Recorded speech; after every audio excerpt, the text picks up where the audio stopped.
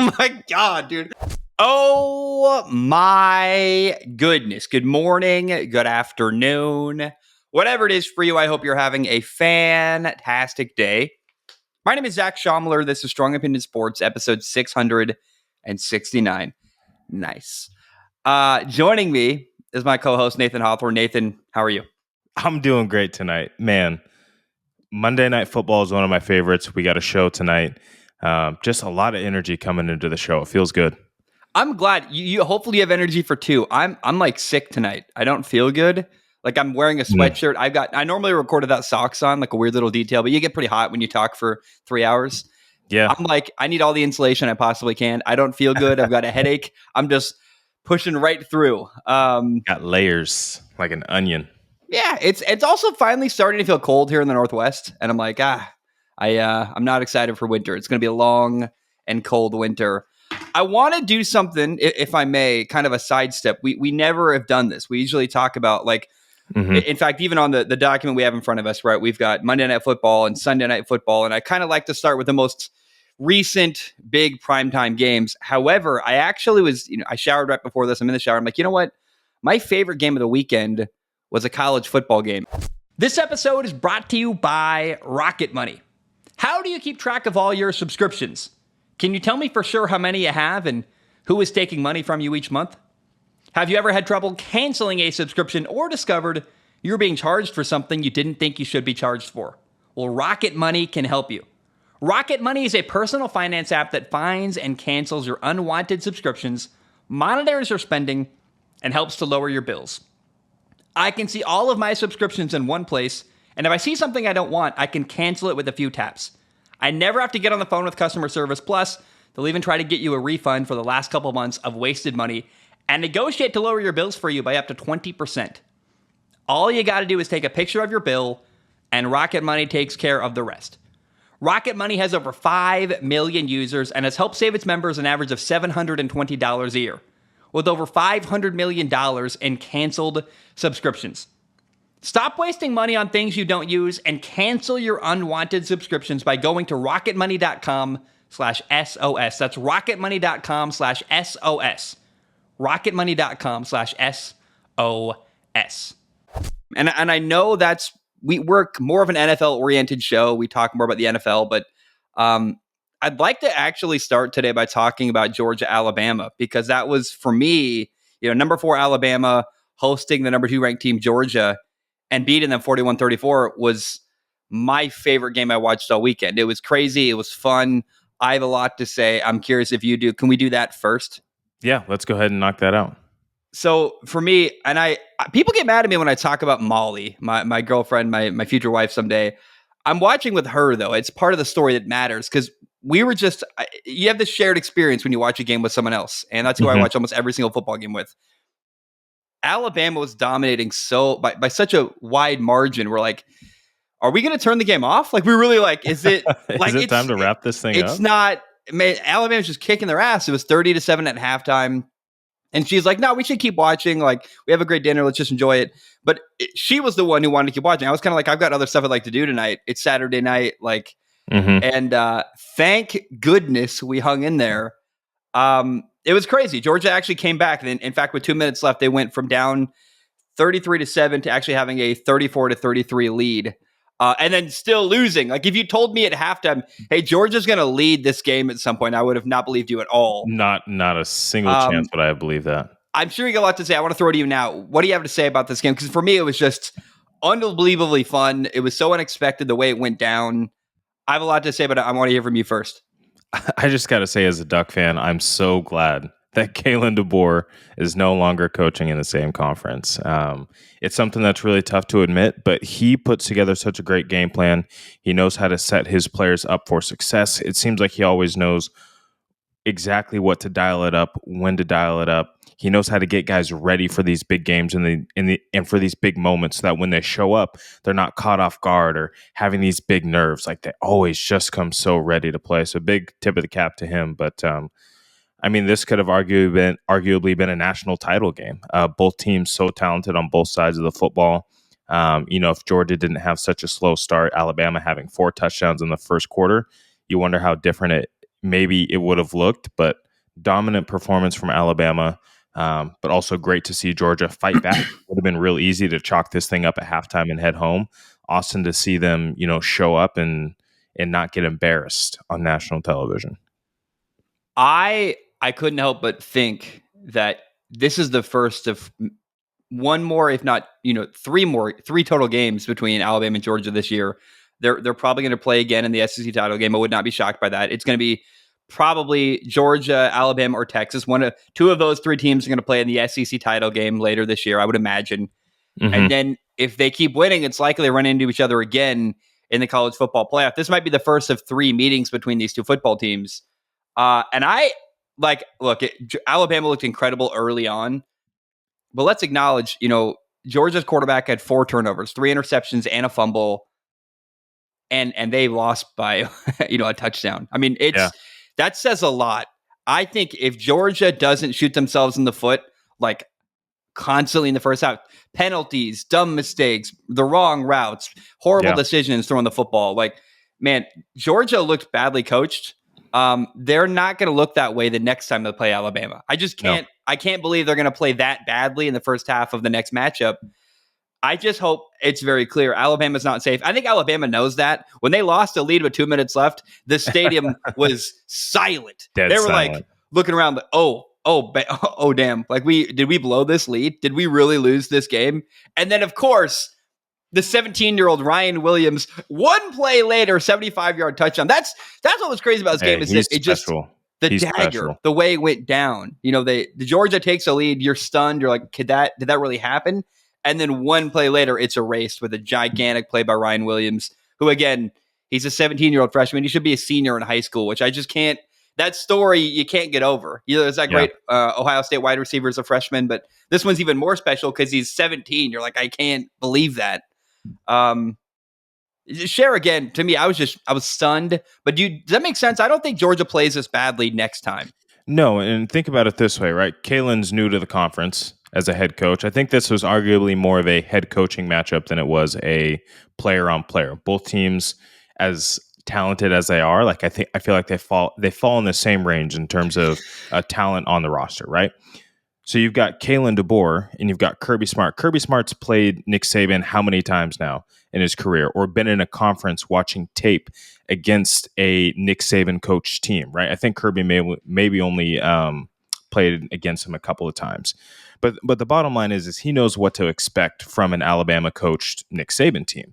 He has no idea what to expect walking into a game against Kalen DeBoer. And that showed in the second half. They held him to a field goal up until that touchdown from Ryan Williams, which was just an incredible individual effort. So you got to tip the cap to both teams, but this game will look drastically different that second time around. I want to remind people too, the weird, this game was so interesting because it was like Saban you saw all day throughout the game in commercials. They show him in the stands. I think it's easily forgotten. Kirby Smart used to work at Alabama. He was an Alabama assistant coach. Like, he came with Nick Saban to Alabama, and he's got roots there, and it's so intrinsically tied together, this rivalry. This game, it sucks to lose for Kirby Smart, but it was way more meaningful to Kalen DeBoer. You come out your first time as a new Alabama head coach. This is a statement game for you, making a statement. Hey, just because Nick Saban's gone and things are a little different, let's acknowledge that. But we're still Alabama. We're still going to win. This was a much needed win for Kalen DeBoer, who, huge. Again, I don't know that they win the second matchup. I'm really nervous for Alabama. I just can't imagine Georgia playing that badly and making that many mental errors next time they play each other. And I'm curious what kind of counter we see from Georgia next time. But this was a huge needed win for Kalen DeBoer. Because if you come out in your first game against Georgia as Alabama head coach and you lose and it's ugly, you just the atmosphere around Alabama, the belief in the program would totally deflate. And instead, now nationally, you're like, oh, they're the number one team in the country. You just put everyone on notice. Hey, Kalen DeBoer's awesome. And I got to say, I loved watching Kalen DeBoer's reaction to big plays happening, because he doesn't react. He's just like all the time. The 75-yard touchdown to win the game. He's like, we still got work to do. We still got to stop him. We still, he's all business. And I dare say it reminds me of Nick Saban. The only coach I've ever seen react that stoically to incredible victories is the man himself, Nick Saban, and maybe Bill Belichick. And Kalen DeBoer, I didn't know was like that. I was like, oh, that's interesting to me. So I just fell in love with Kalen DeBoer. He grabbed my respect a lot. It was a much needed win for him. And it was a statement that Alabama is still on the map. We already knew that, but really this solidifies that Yes. in the minds of everyone across the country. Yeah, and you think about some of the mass exodus that happened when Kalen DeBoer got there. You had a number of players leave, including Caleb Downs, who's playing lights out at Ohio State now. Yeah. To have some validation, like you said, that Kalen DeBoer is a coach that people are going to want to come play for, huge. Also, let's note that this game was in Tuscaloosa.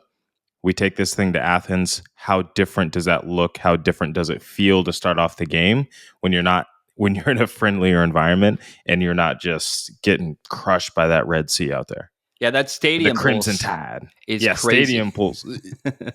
Well, it was interesting. I don't know. I don't know if this matters or not, but my girlfriend asked me all these questions. She's learning about football. And wait, Zach, you have a girlfriend? Shut up, fuck off. And it's she was asking like, hey, is Kalen DeBoer going to stay at Alabama? He left from one job to another. I was teaching her the history of his career, and she's like, well, does he ever leave Alabama? And the answer is no. Like, this is the job. This is the one. Washington's a stepping stone, but this is the one you land at. And if you do it right, you never leave until they kick you out or you retire, right? This is a job you don't leave from. And we're only a couple of games in. Feels like this could be another great coach at Alabama that is going to ride off into the sunset and coach as long as he wants to here. I hope that's the case. He comes across like a really awesome dude. And I find myself, it's weird. Nick Saban and Alabama became this villain, and I always liked them, but a lot of people hated them. But now they've got a new coach and they're kind of a darling again. I find myself really rooting for Kalen DeBoer. I just want him to have longevity because he seems like a good guy who does it the right way and is so creative in his play calling and his approach to strategy. I just love it. Yeah. Outmanned, outgunned. He's one of the best. And Kirby Smart on the other side has a great team and certainly showed some uncharacteristic things in that first half. So it'll look very different second time around. What I will say, the quarterbacks, let's talk about it a little bit, because I remember early last year, Alabama lost to Texas and Jalen Milroe got benched. And they had, what was the name of that kid? He plays like, he's a crappy quarterback who plays lacrosse now at Notre Dame, like literally. I forget his name. I can't remember. But yeah, I do remember they were calling for his head.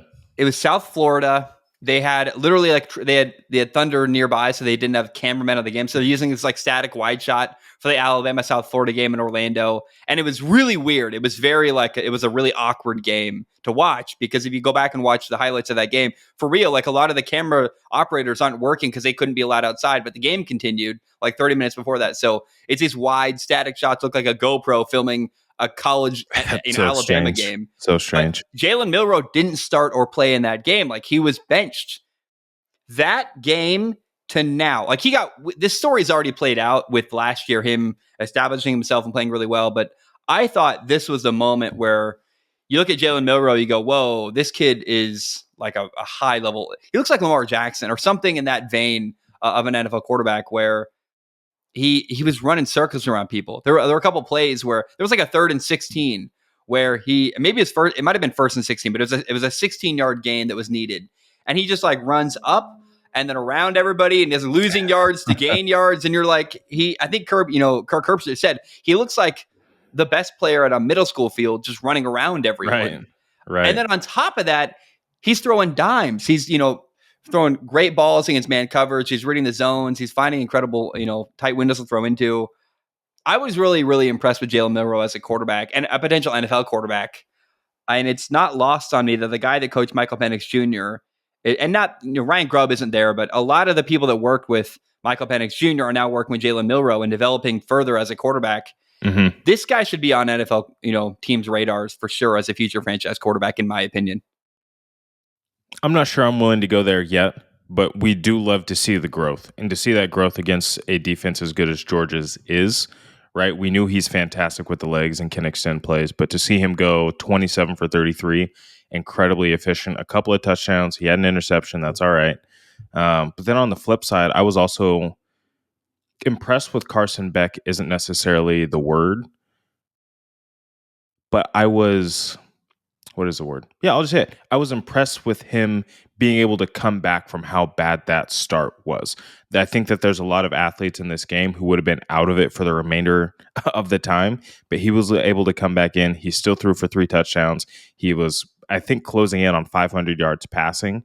I thought that was a great response from him as an individual when the chips were obviously down, to go out there and continue to let the ball fly, right? And try and make plays instead of just holding it, tucking, and taking sacks and being scared to throw more interceptions. He just let it fly. I thought that was impressive as well. So I want to say this. I admire the resiliency, right? To I play think that's that the way to say it. badly. That's the way To to say it. to play as bad as he did and keep slinging it, you got to respect. But I want to be very clear. He did not impress me at all. Carson Beck is a name that I've seen. So when you talk about future NFL quarterbacks, you hear Carson Beck a lot more than you hear Jalen Milroe.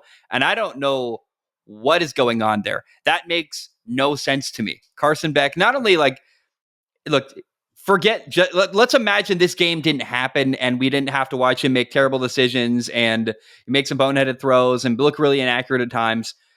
Forget even the Alabama performance with Carson Beck. What does he do that's special? He's not a great athlete. He doesn't have a great arm. He's not a great decision maker. Doesn't have elite accuracy.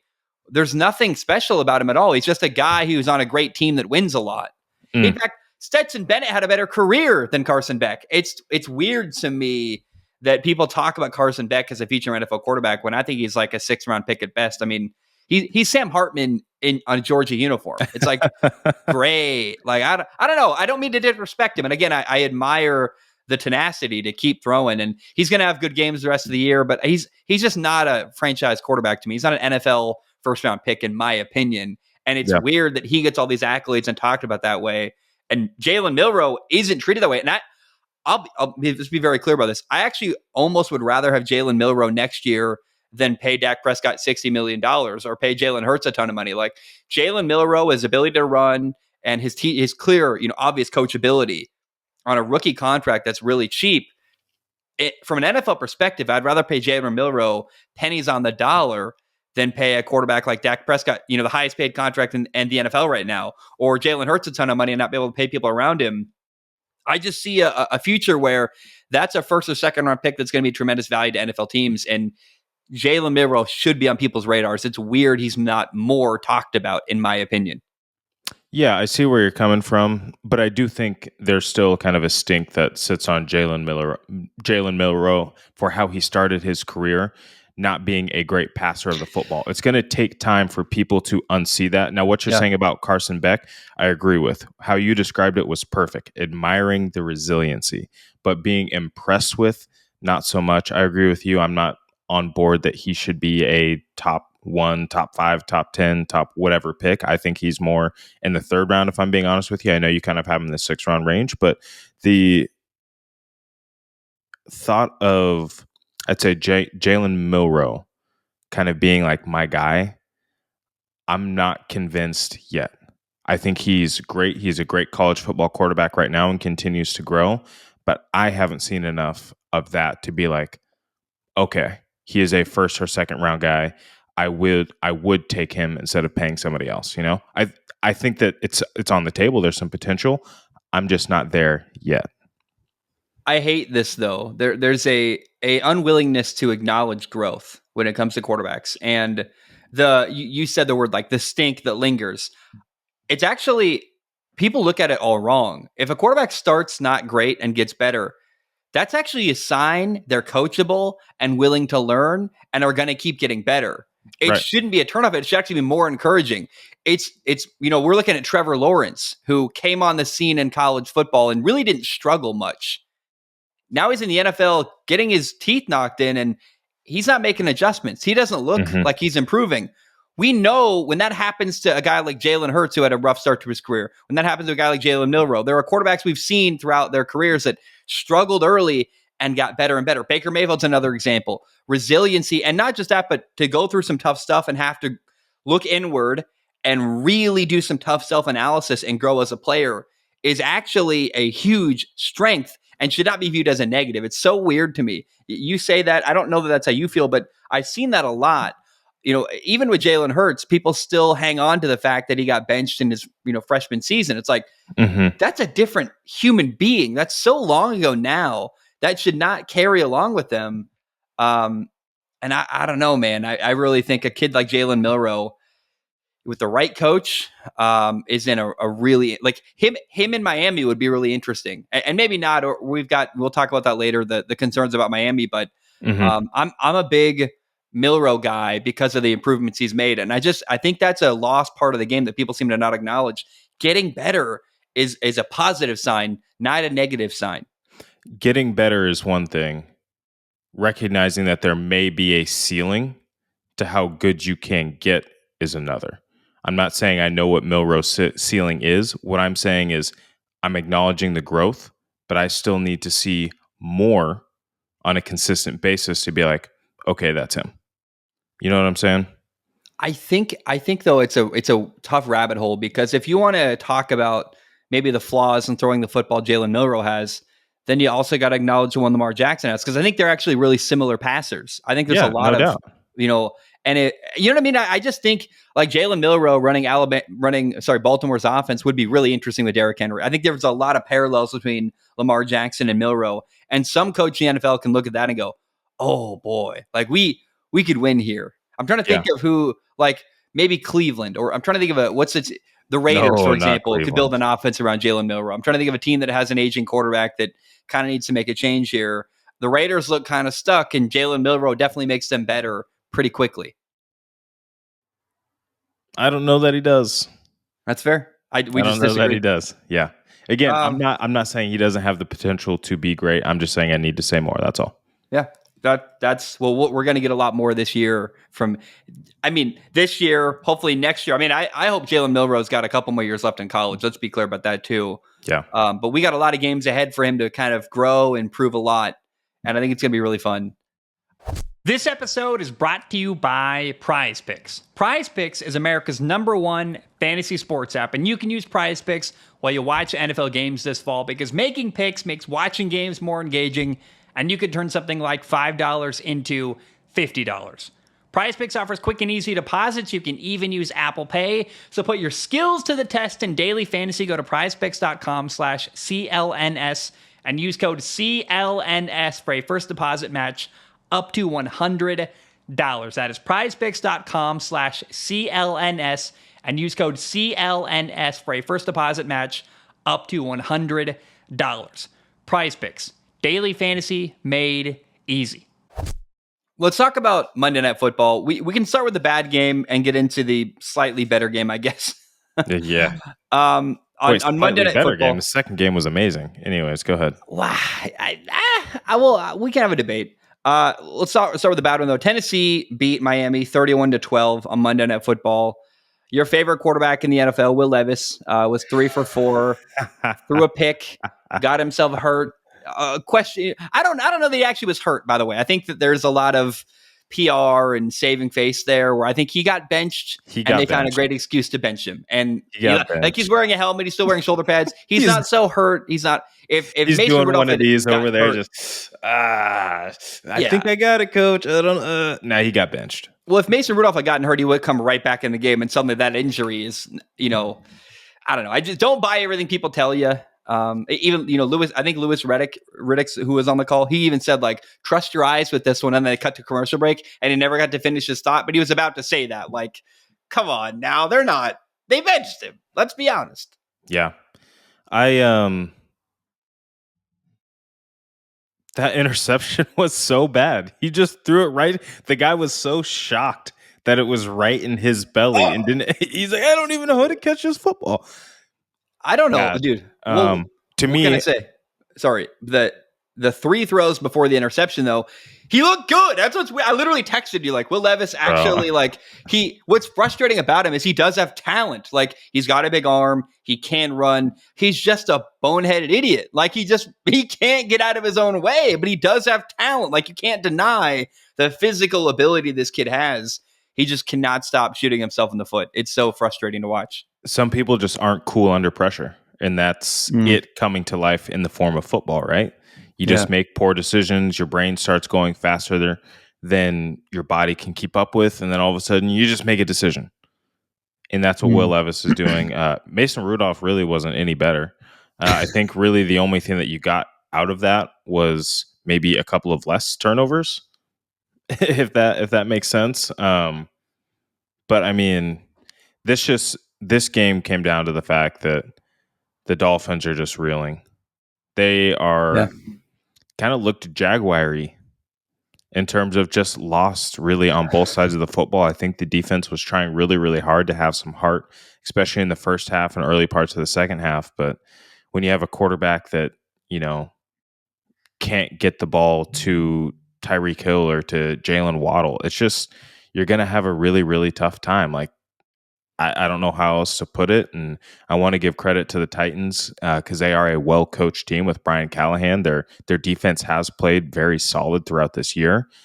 But man, Skylar Thompson obviously wasn't it. Tyler Huntley had a brutal time out there tonight. Missed Tyreek Hill on a couple of deep balls. But just the overall operation of the offense, I'm not sure what the game plan was, what the strategy was, whether they wanted to run, whether they wanted to throw. Just everything was out of sync, and that's the only way to put it. Yeah, I think it's so first of all, Mason Rudolph, right? The reason why Tennessee hadn't won a game until tonight was just turnovers at the quarterback position, almost exclusively. Like, it was very clear. If our quarterback just doesn't give away games and give away points, we might be winning football games. That's clear.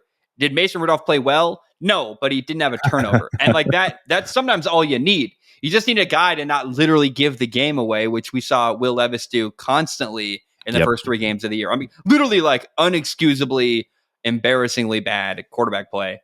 And so I think it's very clear now with Tennessee, hey, the coach, probably a good coach, probably can figure it out. It's just this quarterback. And with the right quarterback in Tennessee, I think that's a really interesting football team.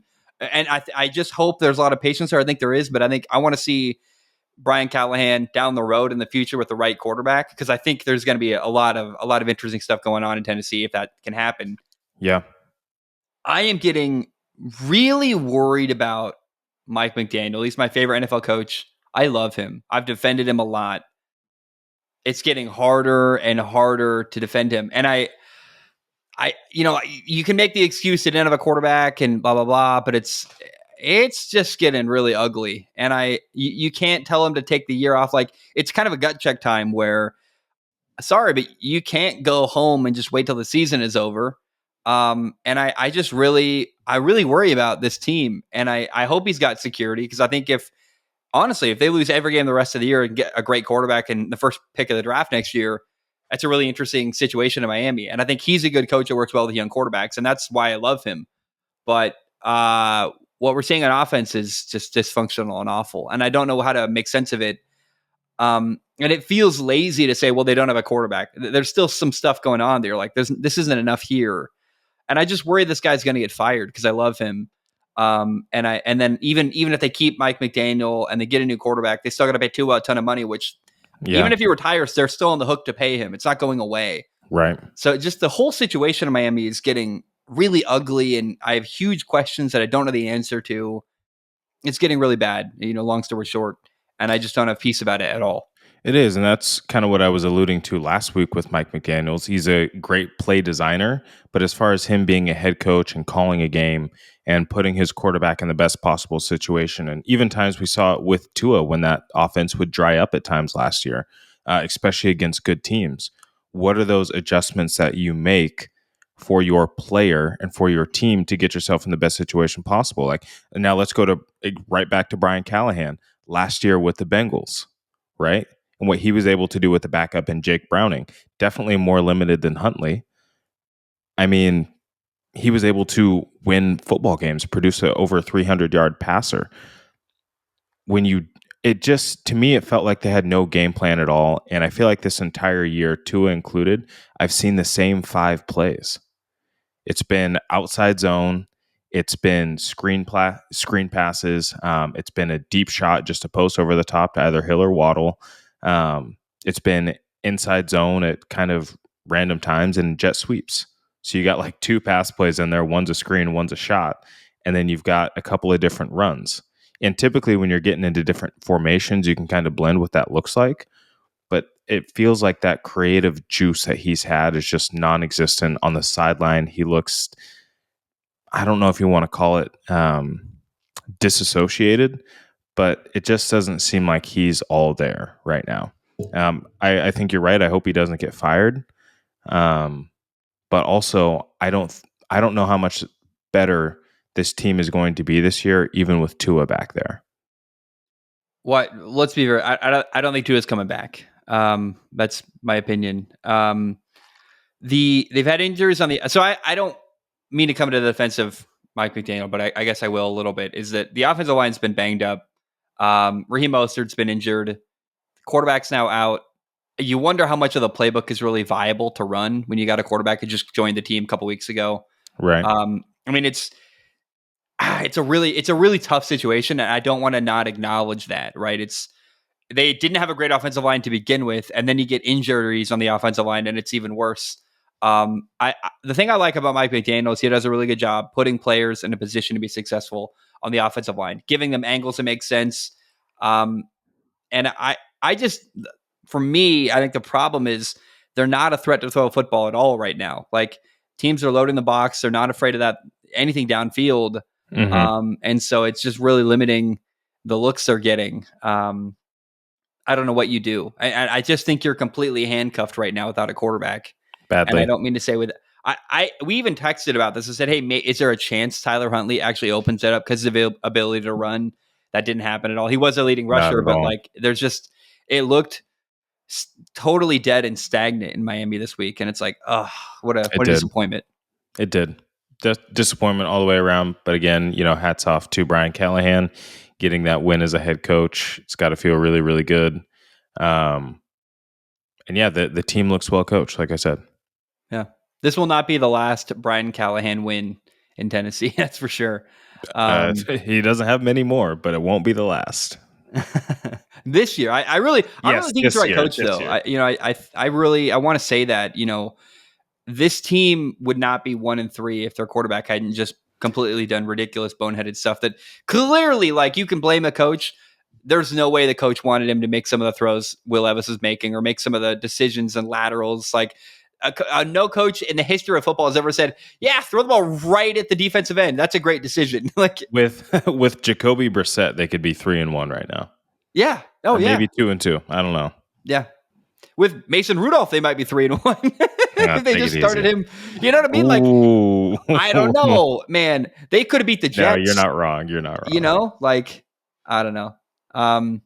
Let's talk about Seattle and Detroit. So I said there were two games tonight. Neither was that great. You kind of pushed back to me. So the Lions beat Seattle 42-29. I didn't love this game for the simple fact that just Seattle was chasing the entire night, right? It was 7-0, then 14-0, and then 21-7, and just all night Seattle's trying to play catch up. And it wasn't a blowout, but it wasn't back and forth. It wasn't, frankly, like the best games I watched. Honestly, the best game all weekend that wasn't a college game was probably the Saints and Falcons because it was just back and forth. And 11 teams are trading blows. And there was a point where it was back and forth at Seattle, but they just never had a lead. It was never truly like trading leads or anything. So while it was competitive and interesting, Seattle never had a lead. It wasn't really. They didn't feel like a true threat to Detroit all night. What'd you make of this game? Yeah, I think you're right. Competitive and interesting, but at the end of the day, Detroit's a better team. They're a deeper roster on both offensive and defensive side of the football, and they were able to win the game. They dominated early running the football with Gibbs and Montgomery. Those two guys are just insane every time they touch the ball. Goff was 18 for 18. He had a perfect night. 292 yards, 2 touchdown passes. He caught a touchdown. I didn't think it sounds weird because he went 18 for 18. I don't think he looked like God tier, but like he made good throws. It's a crazy thing to say. But yeah, Seattle was chasing. Kenneth Walker coming back, I think, certainly made things easier on that run game for that team. As good as Zach Charbonnet can be in spells, he's obviously not Kenneth Walker. But yeah, I mean, Geno's throwing the ball 56 times a game, 56 times within the game. You were down, you were chasing the whole time. Certainly hard to, make it happen when you've got Aiden Hutchinson just running at you the entire game. But I enjoyed it. I had a great time watching. And I also have Kenneth Walker on my fantasy team, so maybe that's why I loved it so much. No, Geno played really well. I don't. It's Hey, so funny. Like he's balling. He makes a few interesting decisions every once in a while, but he's throwing the ball into some keyholes every once in a while. That dude's letting it rip. Seattle's 3-1. Ryan Grubb is the right offensive coordinator. Like, it's so clear to me. I want to read you the stat line in case you don't know. 38 for 56, 395 yards passing for Geno, 1 touchdown, 1 pick. The running back had 3 touchdowns on the goal. I mean, you put him in position and the running back ran it in, but like the longest run of the night for your running back was 28 yards. And he had 3 touchdowns. But did you also notice how they didn't mess around? They said, hey, who's my big bruiser of a back? Mm-hmm. I'm just going to give the ball to him and let him take care of it. I'm not going to sit here and try and do this wuff and fluff, weird pass, jet sweep bullshit. It said, hey, hand the rock off. Anyway, sorry, keep going. Well, no, Seattle ran the football in situations where they should run the football, basically. And really, like, man, if they had gotten a 4th down at the end of the game, they were right there. I mean, I poo-pooed this game, but they were trailing along with Detroit all night long, but they were keeping up. And I take Seattle a little more seriously after tonight because this is a loaded Detroit Lions team. Jared Goff playing out of his mind. They got 2 great running backs, Jahmyr Gibbs and David Montgomery, and then Sam Laporte at tight end, but then Amon-Ra St. Brown and Jamison Williams, who is becoming a just home run threat. He had a long 70-yard touchdown. Jamison Williams is kind of the missing piece this offense needed with a guy who every week, by the way, just makes one more play. He's getting a little better as time goes on. He's what they needed. They have a home run threat now, too. It's a really complete team in Detroit. And like we're looking at Minnesota right now is 4-0. I can't wait till Minnesota plays Detroit because I really don't know what's going to happen. I think Detroit's a better team, probably. Do they have as much firepower? I don't know, but I think that game plan, actually, I would say Detroit's very similar to Baltimore, where the more they run and the less they throw, the better off you are. Like 18, touches on 18 throws on the night for Jared Goff. I think Lamar was 13 for 18, right? Now Goff, if you told me, I wouldn't have known it was 18 for 18 just on the feel of the game. I thought there was an incompletion in there somewhere. Right. But that's an incredible night for a quarterback who also, by the way, caught a touchdown pass, like you said. This was an identity game, though, for Detroit, where they got back to what they do. They throw the ball a little less, a lot more play action, a lot more running the football between the numbers. And then, again, the deep shot from Jamison Williams, they can do that once a game. That's a huge deal for them. Yeah, and it's a game-breaking and back-breaking play, right? Seattle had just went down and scored. You get the ball back, and all of a sudden, just kidding, Jamison Williams over the top. It's kind of like it's not exactly one-to-one what Alabama did to Georgia, but that's what happens when you have players that explosive. I would like to point out the acquisition of Tim Patrick after he was cut from the Broncos. Yeah. This was a guy who was really starting to come into his own in the Broncos, suffered a number of season-ending injuries before even getting to play. He's been out of practice really for the last couple of years, but to see him starting to get comfortable playing football again, and he's already surpassed Khalif Raymond as the number 3 wide receiver. That's a really, really solid wide receiving core with Amon-Ra St. Brown, Jamison Williams. You got Tim Patrick, and then obviously having Laporte at tight end, and then Gibbs out of the backfield. Just like you said, such a complete football team. Well, they're going to play Dallas on Thursday Night Football this week. That's going to be really interesting, but a great opportunity to win. I think the Lions are a much better football team, followed by so why do I? Oh, they have a bye week. Oh, I'm wrong. Dallas plays someone else. I'm crazy. They have a bye week, and then they play Dallas, and then they play the Vikings after that. So, gosh, Detroit does play, or Dallas does play on Thursday Night Football. They play someone. I thought. Am I making that up? What's Thursday night? Oh, it's Falcons. I'm just totally wrong. Never mind. Forget everything I'm saying. I'm totally wrong here. But the Lions play Dallas next at Dallas. It's a very winnable game. But the matchup I want to see is Minnesota, I guess 3 weeks from now. Yeah.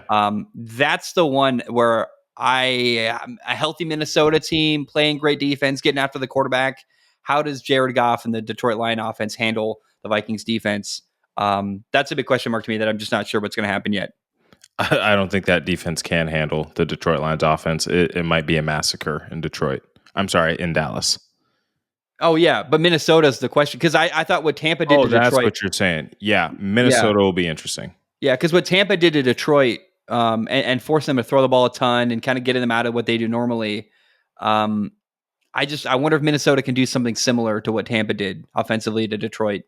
But I think when we look at Detroit, I don't know about you, I see a top 3 team in the NFC, 3 or 4, something like that. Potentially NFC title game, maybe a Super Bowl team. Is that what you see with Detroit? They might be my top 1 in the NFC right now. And if not top 1, it currently looks like the Vikings, provided that the Niners can get healthy in some way, shape, or form. They might be in that conversation too, although it looks like they're just they're making it through games right now. Right? Yeah. So we'll see, but there's a lot of good teams at the top of the NFC right now. And then we're not even talking about the Packers. Like in that NFC North division, I know that the Packers were kind of getting trounced by Minnesota, but we'll talk about that game later. But that's a team that still looks good once Jordan Love shook off that rust. Yeah, when you look around the NFC, I think you're right. Detroit's probably the best team. Minnesota's still got to prove themselves a little bit. I know they're 4-0, but we're going to learn a lot from that Detroit-Minnesota matchup 3 weeks from now. Atlanta's got some flaws. The 49ers are just really banged up. Seattle, I might actually take over the 49ers right now, just given how messed up and how out of sync. Like, is Geno playing better than Brock Purdy? Probably. Philly's got issues. I think Detroit's probably the most complete team in the NFC and probably the favorite to represent the NFC in the Super Bowl. The question is, what can Minnesota do? Can the 49ers get healthy? Can Atlanta kind of get their act together by the end of the year? Like Atlanta's defense is playing really well. There's some good stuff going on there, but I think top to bottom, the Lions are the best team in the NFC. That's how I view it. Yeah, that's how I see it right now. Okay, let's talk about your favorite team. I think Sunday Night Football, Nathan's team that we've been having disagreements about for weeks. On Sunday Night Football, the Ravens beat Buffalo 35-10. And it was a total beatdown. It was just demoralizing. Yeah. Let's hear your thoughts, Mr. Sunglasses Nathan. How'd you feel about that? You guys called me crazy. You said I didn't know ball. Football season is here, and that means it's time to go to football games. And the Game Time app makes getting tickets even faster and easier. Prices on the Game Time app actually go down the closer it gets to the start of any sporting event. They've got killer last-minute deals, all-in prices, views from your seat, and their lowest price guarantee. Game Time takes the guesswork out of buying tickets. Here's what the Game Time app does for you. You can save up to 60% off buying last-minute tickets. They have flash deals where you can save even more with exclusive in-app deals on select seats ahead of the game or event. There are zone deals where you can save even more when you choose a section and let Game Time choose the seats for you. They have all-in pricing where toggling this feature shows the total up front with no surprise fees at checkout. There are seat views where you can get a panoramic view from your seat in the app before you buy your ticket. And Game Time has a lowest price guarantee, or Game Time will credit you 110% of the difference. And on top of all of that, Game Time has ticket coverage where your purchase is covered with the most flexible customer service policy in the ticketing industry. Download the Game Time app, create an account, and use the code CLNS for $20 off your first purchase. Terms apply again. Create an account and redeem with the code CLNS to get $20 off your first purchase. Download Game Time today. What time is it? Game time. You said that, hey, this guy is really great on the show, but he doesn't know what he's talking about. Maybe I do. Maybe I've got just a little bit of an idea of what's going on here. Listen, folks. When Khalil Shakir is your number one wide receiver, that's already how I know that your offense is limited. Let's be clear there. And again, what we talked about with the defense, yeah, they were playing well against some very depleted teams. And this Ravens team was going to be their first test. A very, very solid football team, top to bottom, and we were going to see how it stacks up. All of a sudden, that defense looked really, really small with Derrick Henry running down their throat. They couldn't stop Justice Hill. They had no answer for Lamar. There was nothing about that game that indicated that the Bills were a good football team. Now, they did try to throw a punch there at the beginning of the second half and look like, okay, maybe they're showing some life. And then no, they weren't. And this is not an indictment. No, this is an indictment on the regression that I expected from this football team this year. I think that they're still going to win games this year. It's not like they're going to go and, all of a sudden be a 4-win team. But in order for them to win, we know that there's these conditions. Josh Allen has to be playing like a superstar, and the defense has to be playing lights out. That defense is not experienced enough, nor is it deep enough, nor is it big enough. Your best pass rusher is probably Von Miller, and you got Greg Rousseau up there. That's not enough. If they aren't playing great on defense and Josh Allen isn't playing a superhero game, they're not going to win. They are not a Super Bowl contender. They're a fraudulent team in terms of being a contender, and I don't get why everyone continues to believe that they're going to be, in the like they had like the third best Super Bowl odds. I don't believe that. Now, could this be a case that they just got blown out? Maybe. Like sometimes you just get got. It's a big stage, Monday Night Football. You were in Baltimore, but now teams. Oh, this is the other point. Teams have at least like 9 games of film on Joe Brady. Right? He was the new guy on the block last year, coming in, changing up how things were done with Josh Allen in that offense. Now teams have a stable amount of film on what Joe Brady wants to do and how he calls games. Teams are going to pick up on some things. And again, it will require Josh Allen to be special 100% of the time. Yeah, so they play at Houston next week, and that feels like a tough one again. A really complete football team. And Stephon Diggs, that revenge game for him. Mm-hmm. Kansas City in November is going to be tough. They play that game in Buffalo, though. They play the 49ers after Kansas City. I don't know what to make of the 49ers right now. They're so banged up. Yeah. But then the toughest game they have left truly is at Detroit, where, again, you're going to have to ask Josh Allen to play like a superhero. And you referenced it. Let's talk about it. They had 1 touchdown on the night. It was their opening drive of the third quarter. But it actually wasn't like, hey, we came out with this genius plan and a great scripted drive in the third quarter. It only happened because Josh Allen was extending a play to the right. He's literally got 1 foot out of bounds, launches a ball downfield to Khalil Shakur, who he just makes a one-of-one play. Like he was being special. Being special. But you can't do that every drive. That's not a plan. That's a fortunate play where a quarterback does something incredible. And also, I saw a tweet today where, Josh Allen's so hard for young quarterbacks to watch because they look at him and go, I want to try that. It's like, never, ever, ever tried that throw. No. Like, you should never, ever make that throw. He just is the one guy on the planet who can do that, basically. It's like that disclaimer that says, like, do not try this at home. Yes, that's it with Josh Allen. If you're a quarterback, do not try that at home. But that's the only way the Bills got points in this game. And I think that really matters. Like, they didn't it was never like this long 12-play methodical drive where they finally put it all together. It was just kind of a fluky, crazy play, honestly. Yeah. That was the big concern to me, was that there was never a moment where the offense took hold and finally got it together. The defense looked lost. Taylor Rapp, their safety, literally got sent to the hospital, sent to the locker room for evaluation. Trying to tackle Derrick Henry, dude. Yeah. He got a stinger on that shoulder. It's weird because the Ravens are, a 2-loss football team. They lost to Kansas City and they lost to the Raiders in a weird one. But I think you look at what the Ravens are doing on offense, and they timed the NFL perfectly. Like, they could not have put together an offense that runs the football really, really well at a more perfect time, where the NFL is shifting now toward like, hey, we're throwing the ball less. We got 2 high safeties. We're attacking downhill. Mm-hmm. And they just built an offense that perfectly attacks what NFL defenses are doing this year in 2024. Yeah. And Derrick Henry, dude, 24 carries, 199 yards, a touchdown catch, a touchdown run. Like, this is the game where we talked when, Derrick Henry got brought in. It's going to be so fun to watch Lamar and Derrick Henry in the same backfield. Yep. This is the game where it delivered. We were like, whoa, that's everything I hoped it would be. It really is.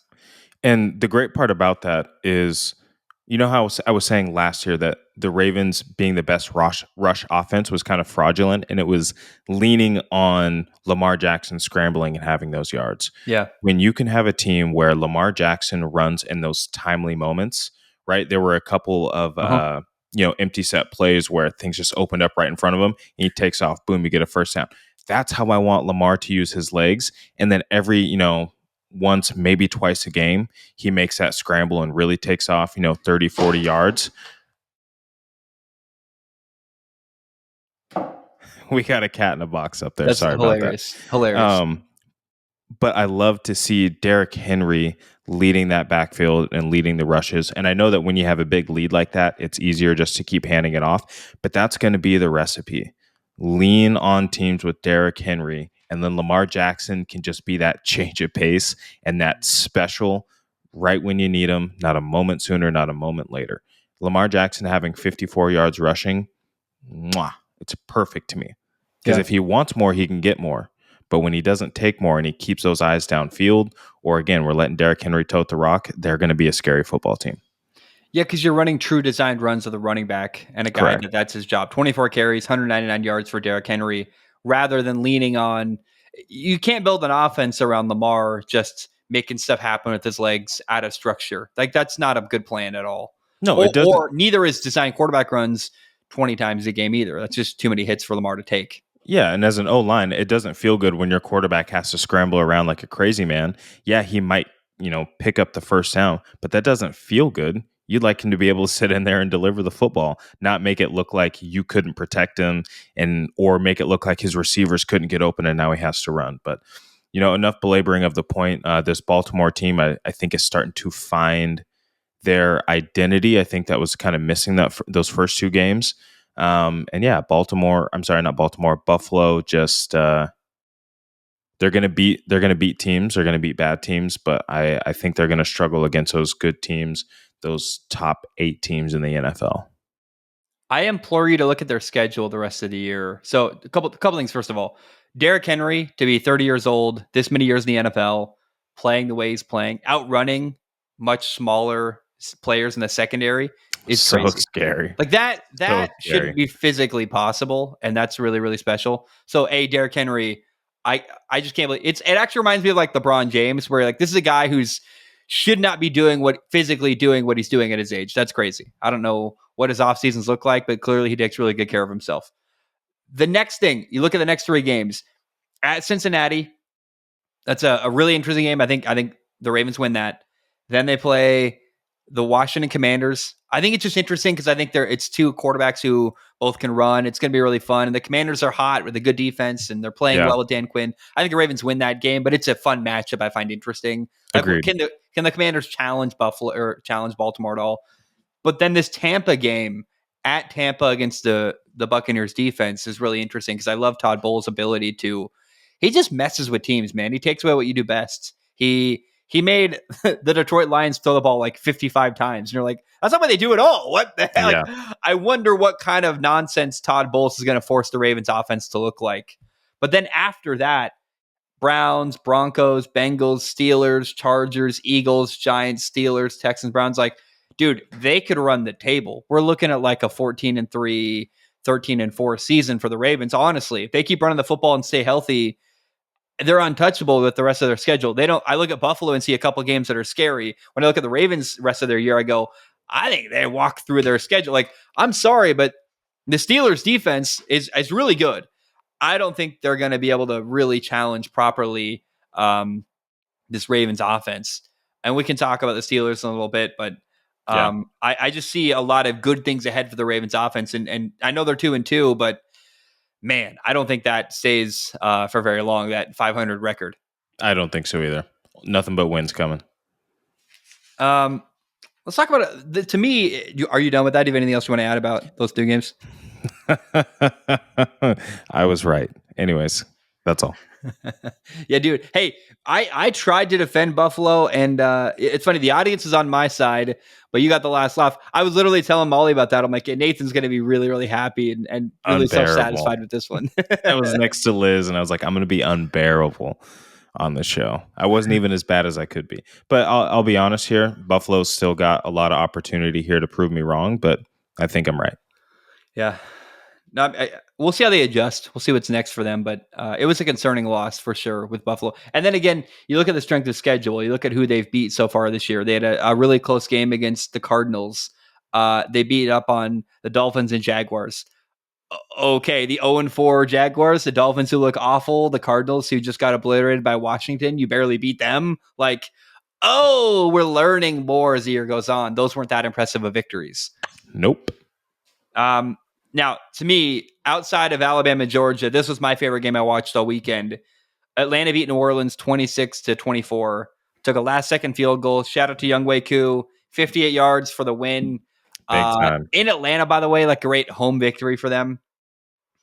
Atlanta, it's a weird thing to point out. They're 2-2, but all 4 of their games this year have been one-score games. Like they are, the Kirk Cousins effect is real. They just, Right.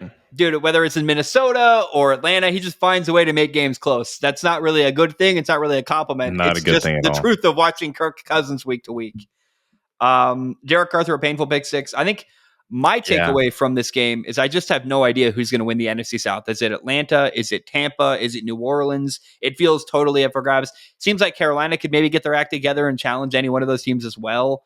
Do you have anything to add on this football game? It is a crime against humanity when Tyler Algier has more carries than Bijan Robinson. That to me is such a problem. And I know that they like to consider the screen game, part of your run game, all this, that, and the other. Just hand them the rock. I know that New Orleans has a great defense. I know that they do, and they're strong up front, and it can be hard to run the football. But as Saquon Barkley proved the week before against the Falcons themselves, right, as the Eagles, all you need is one run to break something and start to set things up. And I would like to see Atlanta commit to running that football more. Again, I know they came out to win, but it's by the skin of their teeth. If we're being honest, the Saints lost that game.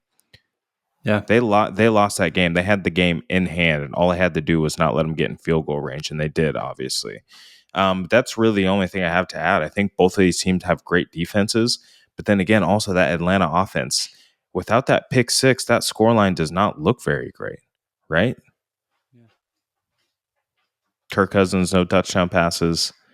Derek Carr, also no touchdown passes. It just, to me, it felt like a letdown of a game that I thought was going to be, I don't want to say like more explosive and maybe look prettier, but where I thought the offenses were going to shine this year with this new Clint Kubiak system and obviously Kirk Cousins with his weapons, I think the defenses kind of ended up shining. I think Atlanta's a defensive-led team. Now, it's not a shock. Raheem Morris is their head coach. They've got a defensive head coach, veteran quarterback. But I think the Falcons' defense is doing some really, really good stuff. You look ahead for New Orleans, they play at Kansas City next week. That's a really interesting test for them. I'm very interested in that game. That Steve Spagnuolo defense against Derek Carr and what they got going on in New Orleans is fascinating. Like, that's must-watch TV to me, to see just what's the plan like? How do you plan to slow down Derek Carr? And remember, Derek Carr knows Kansas City pretty well. He played in that same division for a long time. So playing at Kansas City is not new to him. Nothing new. Atlanta plays Tampa next week, which I don't know what's going to happen. I mean, I actually think I lean towards Tampa winning, honestly. But it's a toss-up. It's a really good game and very, very fascinating. But I think Tampa might be slightly better right now than what Atlanta's got going on.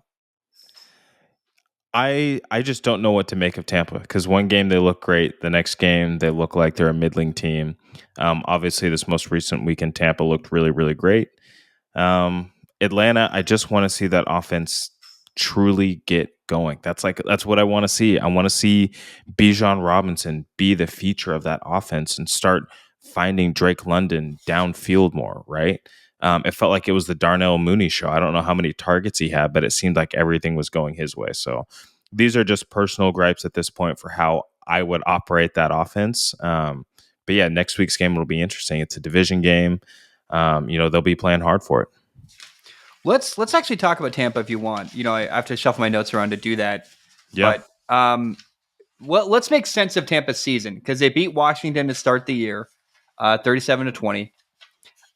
They beat Detroit in Detroit. It's a massive victory for them. It's kind of an earth-shaking moment where, remember, they forced the Lions to throw the ball like 55 times. Like, what are they doing? Right. And it's a great performance on defense. And they did it. Tampa won that game with like half their defense injured. Then they play Denver and get their ass kicked 26-7. And I wonder if that was just, can you chalk that up to, hey, they're playing, and I'm watching, oh my God, dude, I have to like, when that, no, please leave it. It's so funny.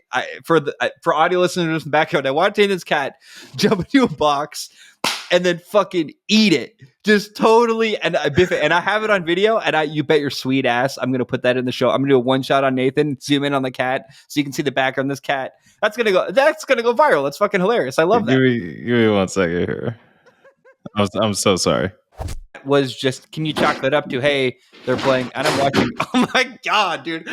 Was just, can you chalk that up to, hey, they're playing, and I'm watching, oh my God, dude.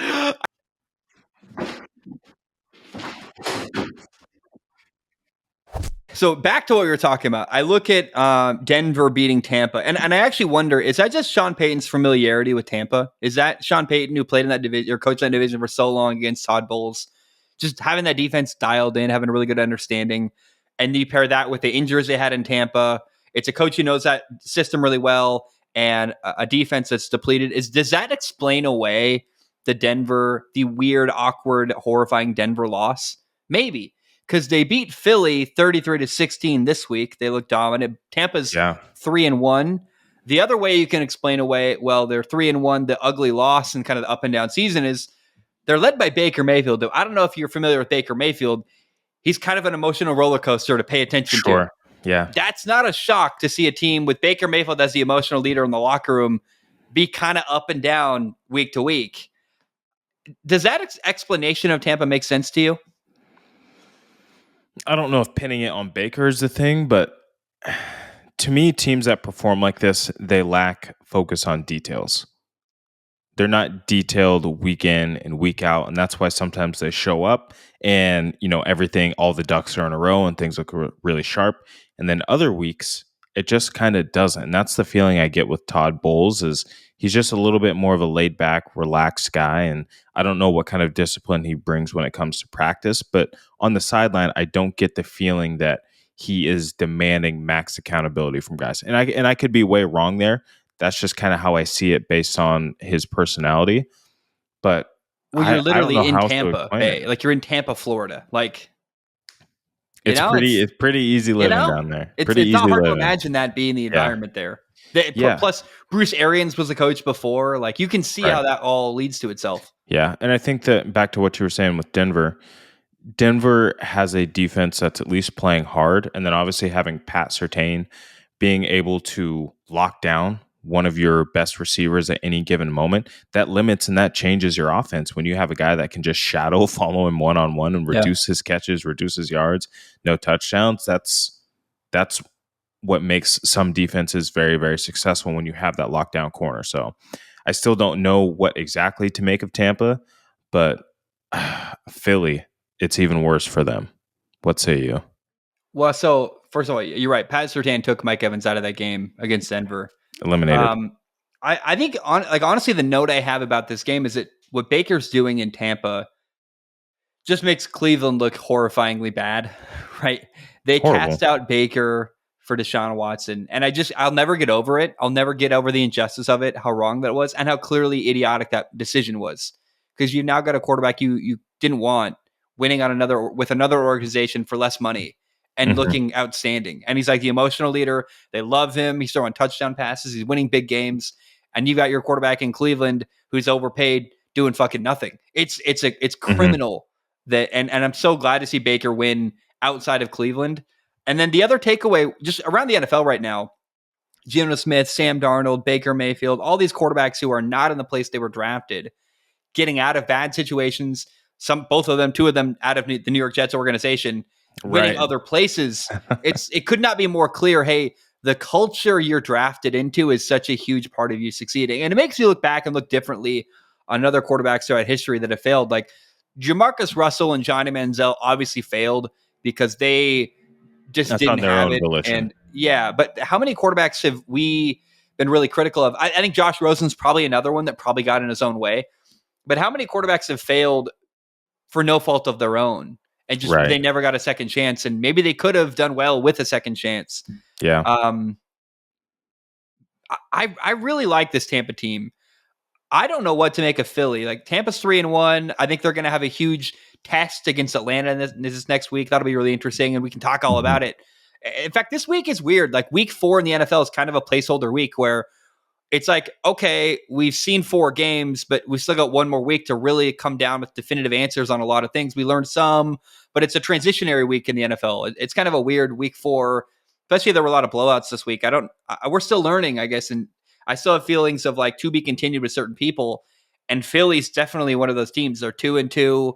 They've had some really ugly moments. They've had some really good moments. I thought they blew a victory against Atlanta. If you win that Atlanta game, you're 3-1, and we feel really differently about Philly. So, Right. to be too harsh on Philly at 2-2 when they could have easily been 3-1, and that one play basically would have changed our entire opinion of a team. It's like, well, how fair is that? I don't know. And I think we need to let things play out a little longer before you have a true, really harsh decision either direction on Philly. But what do you make of Philly? Because I just kind of struggle to make sense of them. Yeah, I think that you look at that game 1 win they had against Green Bay that we think is going to be a good team. Green Bay is with Jordan Love back. But also, I got to say, sorry to cut you off, but how much they're playing in Brazil? Like, how do you get a read on that? Like, how much of that game is like, well, is that a real fair, great matchup? Like, is that really a good look at what they're gonna look like all year? My thing is their only identity has been Saquon Barkley. And let's also point out the fact that they haven't had A.J. Brown, and they haven't, in this most recent game, they didn't have Devontae Smith. 2 critical guys to throw the ball to. Your number 1 and number 2 options on the offensive side of the football in terms of being receivers. So take that away for this game. It certainly makes it easier for Todd Bowles to kind of scheme things up. I just would have liked to have seen them give the rock to Saquon Barkley a few times. I know that they were really just not on the field very much while Tampa was going down and scoring every drive. And, they're kind of having 3 and outs or 3, 4, 5 play drives. It just seemed like a game where nothing really got going for them. But it seems like things haven't really been getting going for them. They don't have an identity, and there's nothing that they can point to right now to be like, if all else fails, our team does this really, really well. You know what I mean? And I just have a hard time believing in Kellen Moore. Speaking to Jalen Hurts, Jalen Hurts has obviously not taken care of the football this year. I feel like, I don't know if they aren't connecting very well, but it doesn't seem like Hurts and Moore are on the same page. It always seems like things are difficult for Hurts right now, and I don't really know how else to describe it, but something's not right offensively, and that defense is just bad.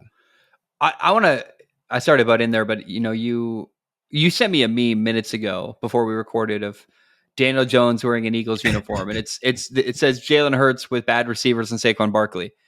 And that's funny, but also I think it's, look, man, your entire offense was designed for Devontae Smith and A.J. Brown. And on an NFL roster when you only have 53 people, you don't have a ton of depth at receiver. It's not even like college where you can just bring in another guy who's a 5-star recruit who can play. No.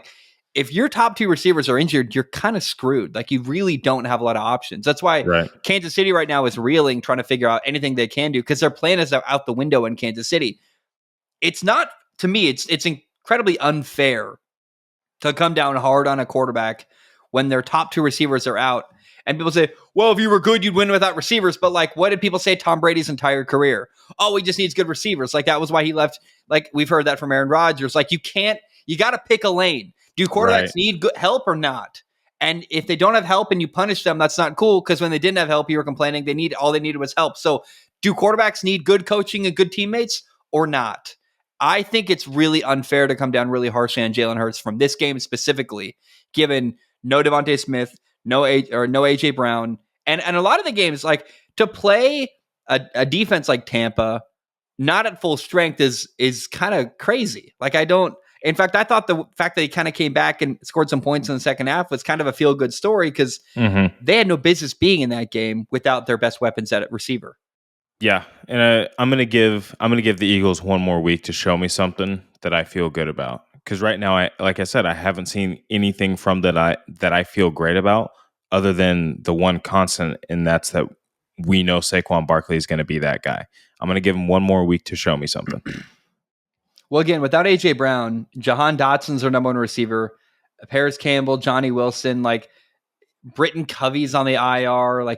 They're really really banged up at receiver. They've got Paris Campbell and Jahan Dotson and Johnny Wilson. And then they're throwing a Grant Calcaterra and Dallas Goedert. They don't have receivers right now at all, given how many injuries they've got going on at receiver. They brought John Ross out of retirement. Yeah, I mean, it's just to me, it's incredibly unfair to criticize Jalen Hurts for this one specifically. I thought he played a clean game, no turnovers. I mean, I don't know. He lost a fumble. He did. Are you right? Yeah. I guess how do I say this? We're on the same page. I want to see more. The Cleveland game's going to be interesting. I can't wait to watch Saquon Barkley have like 7 touchdowns to get the Giants in a couple weeks. The bye week couldn't be coming at a better time for Philly. They've got time to now rest up and get healthy. I want to see this team with A.J. Brown. I mean, A.J. Brown has a huge impact. When he's healthy, he's one of the best receivers in football, making a big impact on this team. He changes the way you have to play defense. Well, but I feel like people aren't talking about AJ. I don't know why AJ Brown is like forgotten about as a great receiver in football, but the impact is there. Like when he's healthy, he's one of the best receivers in football, and at least impact wise and how he affects his team and the big plays he creates. Tyreek Hill gets all this attention. If Tyreek Hill is injured, that's all anyone would talk about. Yeah, AJ Brown is injured, and it's like people forgot he exists. It's very weird to me. Yeah, I think part of it, he just hasn't been healthy at all this year. So he's kind of turned to, like honestly forgotten about just because he hasn't displayed anything yet this year. I'm not taking away from how he changes the game, but yeah, having AJ Brown out there, those safeties, you got to play a little deeper. He'll run past you. You got to pay a little bit more attention to him. AJ Brown is the best weapon, and I don't know how you compare him to Saquon Barkley, but it's like if Christian McCaffrey was injured, or if Tyreek Hill was injured, or if Devontae Smith was injured, or if Justin Jefferson was injured, or Jamar Chase was injured. Like, he's that tier receiver in my opinion. And so to be missed, he's like maybe the bottom of that tier, but he's one of the top couple receivers in football. And it's like he's just not treated that way, and it feels wrong given the impact I've seen him have when he's healthy. Yeah, you're not wrong. The Vikings beat Green Bay 31-29 during NFL Week 4. The Vikings were up 28-0. They got kind of comfortable. Green Bay came back, made it a game. Yeah. It was fun. I want to just share my thoughts first. I think that Jordan Love missed 2 games recently. It took him a half to kind of settle in and get going. When he did, he scored points. I don't feel like we learned much from this game. I think Green Bay's, again, you got to get reps, and when it takes a little bit to come back from an injury. Jordan Love showed he can really play, and I'm really kind of annoyed at the narrative. Well, Malik Willis is 2-0 and Jordan Love's 0-2. It's like, well, like that was a clickbait narrative for sure. Yeah, I want a rematch. I really do. I really think I want to see Jordan Love not coming off an injury play the Vikings again, because I think he could beat them for sure. He showed that in the second half. What do you make of this game? Yeah, I think you're right. Minnesota definitely jumped out on them, but that's what Minnesota's been doing to teams. They've been jumping out on you. They've had a perfect offensive game script to start games, and then their defense has been taking the ball away at an alarming rate early in the football game. Well, 2 interceptions by Jordan Love in the first half led to Vikings touchdowns. Gave him a short field. Like, that's a killer. And Jordan Love had 3 interceptions in the game, 2 of them in the first half. That's hard to overcome. Yeah, and if we think about how the rest of that game played out, you can say that Minnesota got comfortable, but outside of a field goal, I think in the second half, that's the only points that they had. So that Green Bay defense also started to show up in that second half. And I know that you're starting to get a little more conservative. Let's run the rock and go home. But that was great to see from the Green Bay defense be able to hold their own in the second half. And then obviously Jordan Love and the rest of that team kind of waking up, playing with a sense of urgency. I'm curious how different that game looks if we don't have those early turnovers. Maybe they can get the run game going with Josh Jacobs, control the clock a little bit, control possessions, and see how different it is. But again, like the way the Vikings are just jumping out on top of people, not Aiden O'Connell. I'm sorry. Kevin O'Connell is looking like the coach of the year candidate to me. He's probably who I would give it to if he had to give out the award right now. We'll also consider this, and it's in my notes, but it's in the first half. They missed 2 field goals. So their first 4 drives were 2 missed field goals, 2 interceptions, both led to touchdowns. And Minnesota scored bang, bang, bang, bang every time. So other than Minnesota early punt. So to me, it wasn't that Green Bay wasn't creating opportunities. They just missed 2 field goals. It would have been a really different. They would have won the game if they made those field goals. So anyone who's doubting Jordan Love, I really don't. I don't mess with that. I think you're wrong. I think he looked really good. He had 2 interceptions. It took him a bit to get settled in. Right. the context of him coming back from missing 2 games injured has to play a factor there. You got to consider that as part of your thought process there. Yeah, and here, Vikings fans, look at me right here. I would like to apologize for discrediting your team to start the year. I said you were only going to have 4 wins, and I think I'm so right. That was your last win of the year right there, so go ahead and enjoy it. There's no way. I'm entirely the Jets kidding. next. So, but yeah, I mean, apologies to Sam Darnold. I did not think that he would be able to go to quarterback rehab and come back and play the way that he has. And yeah, that Minnesota defense is playing at a high level. Dude, I'm so bummed they play the Jets in London. I'm like, man, that would have been so fun to have that game against Sam Darnold's old team in a meaningful location. It's like, why?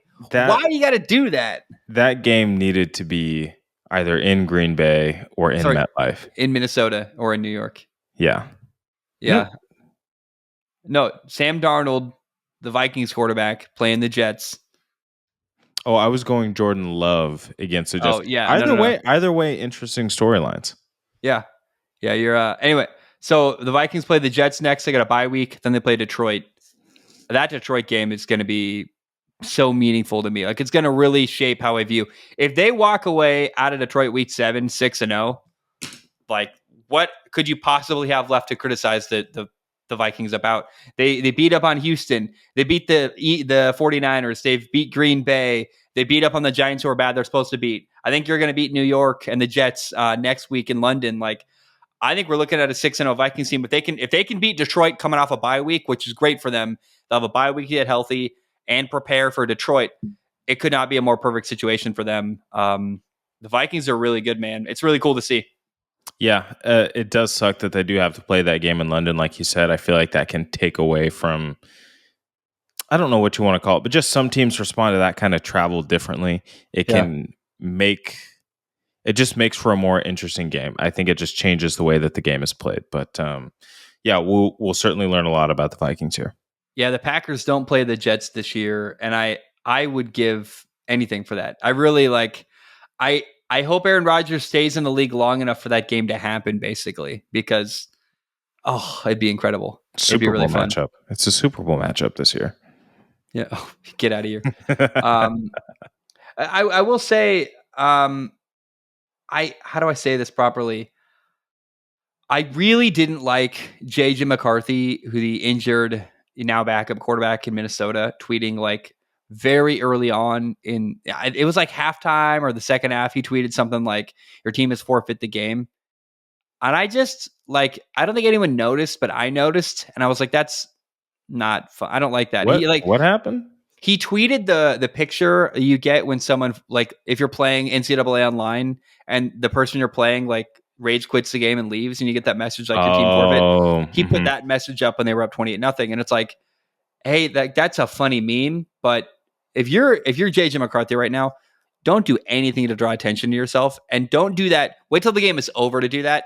Do not send that message during the game, because if they'd come back and won, you'd look like a fucking idiot, and you're bringing unwanted attention and unnecessary drama for no reason. Like, I think it was a bit of rookie quarterback immaturity going on there that I don't think that's been picked up. I don't think people are talking about that, but I saw that at halftime, and I was like, okay, nah, don't be doing that, kid. That's a bad idea. Give the guy a break. He just had the surgery. He's got his feet kicked up. He's probably, just popped an oxy. He's feeling good.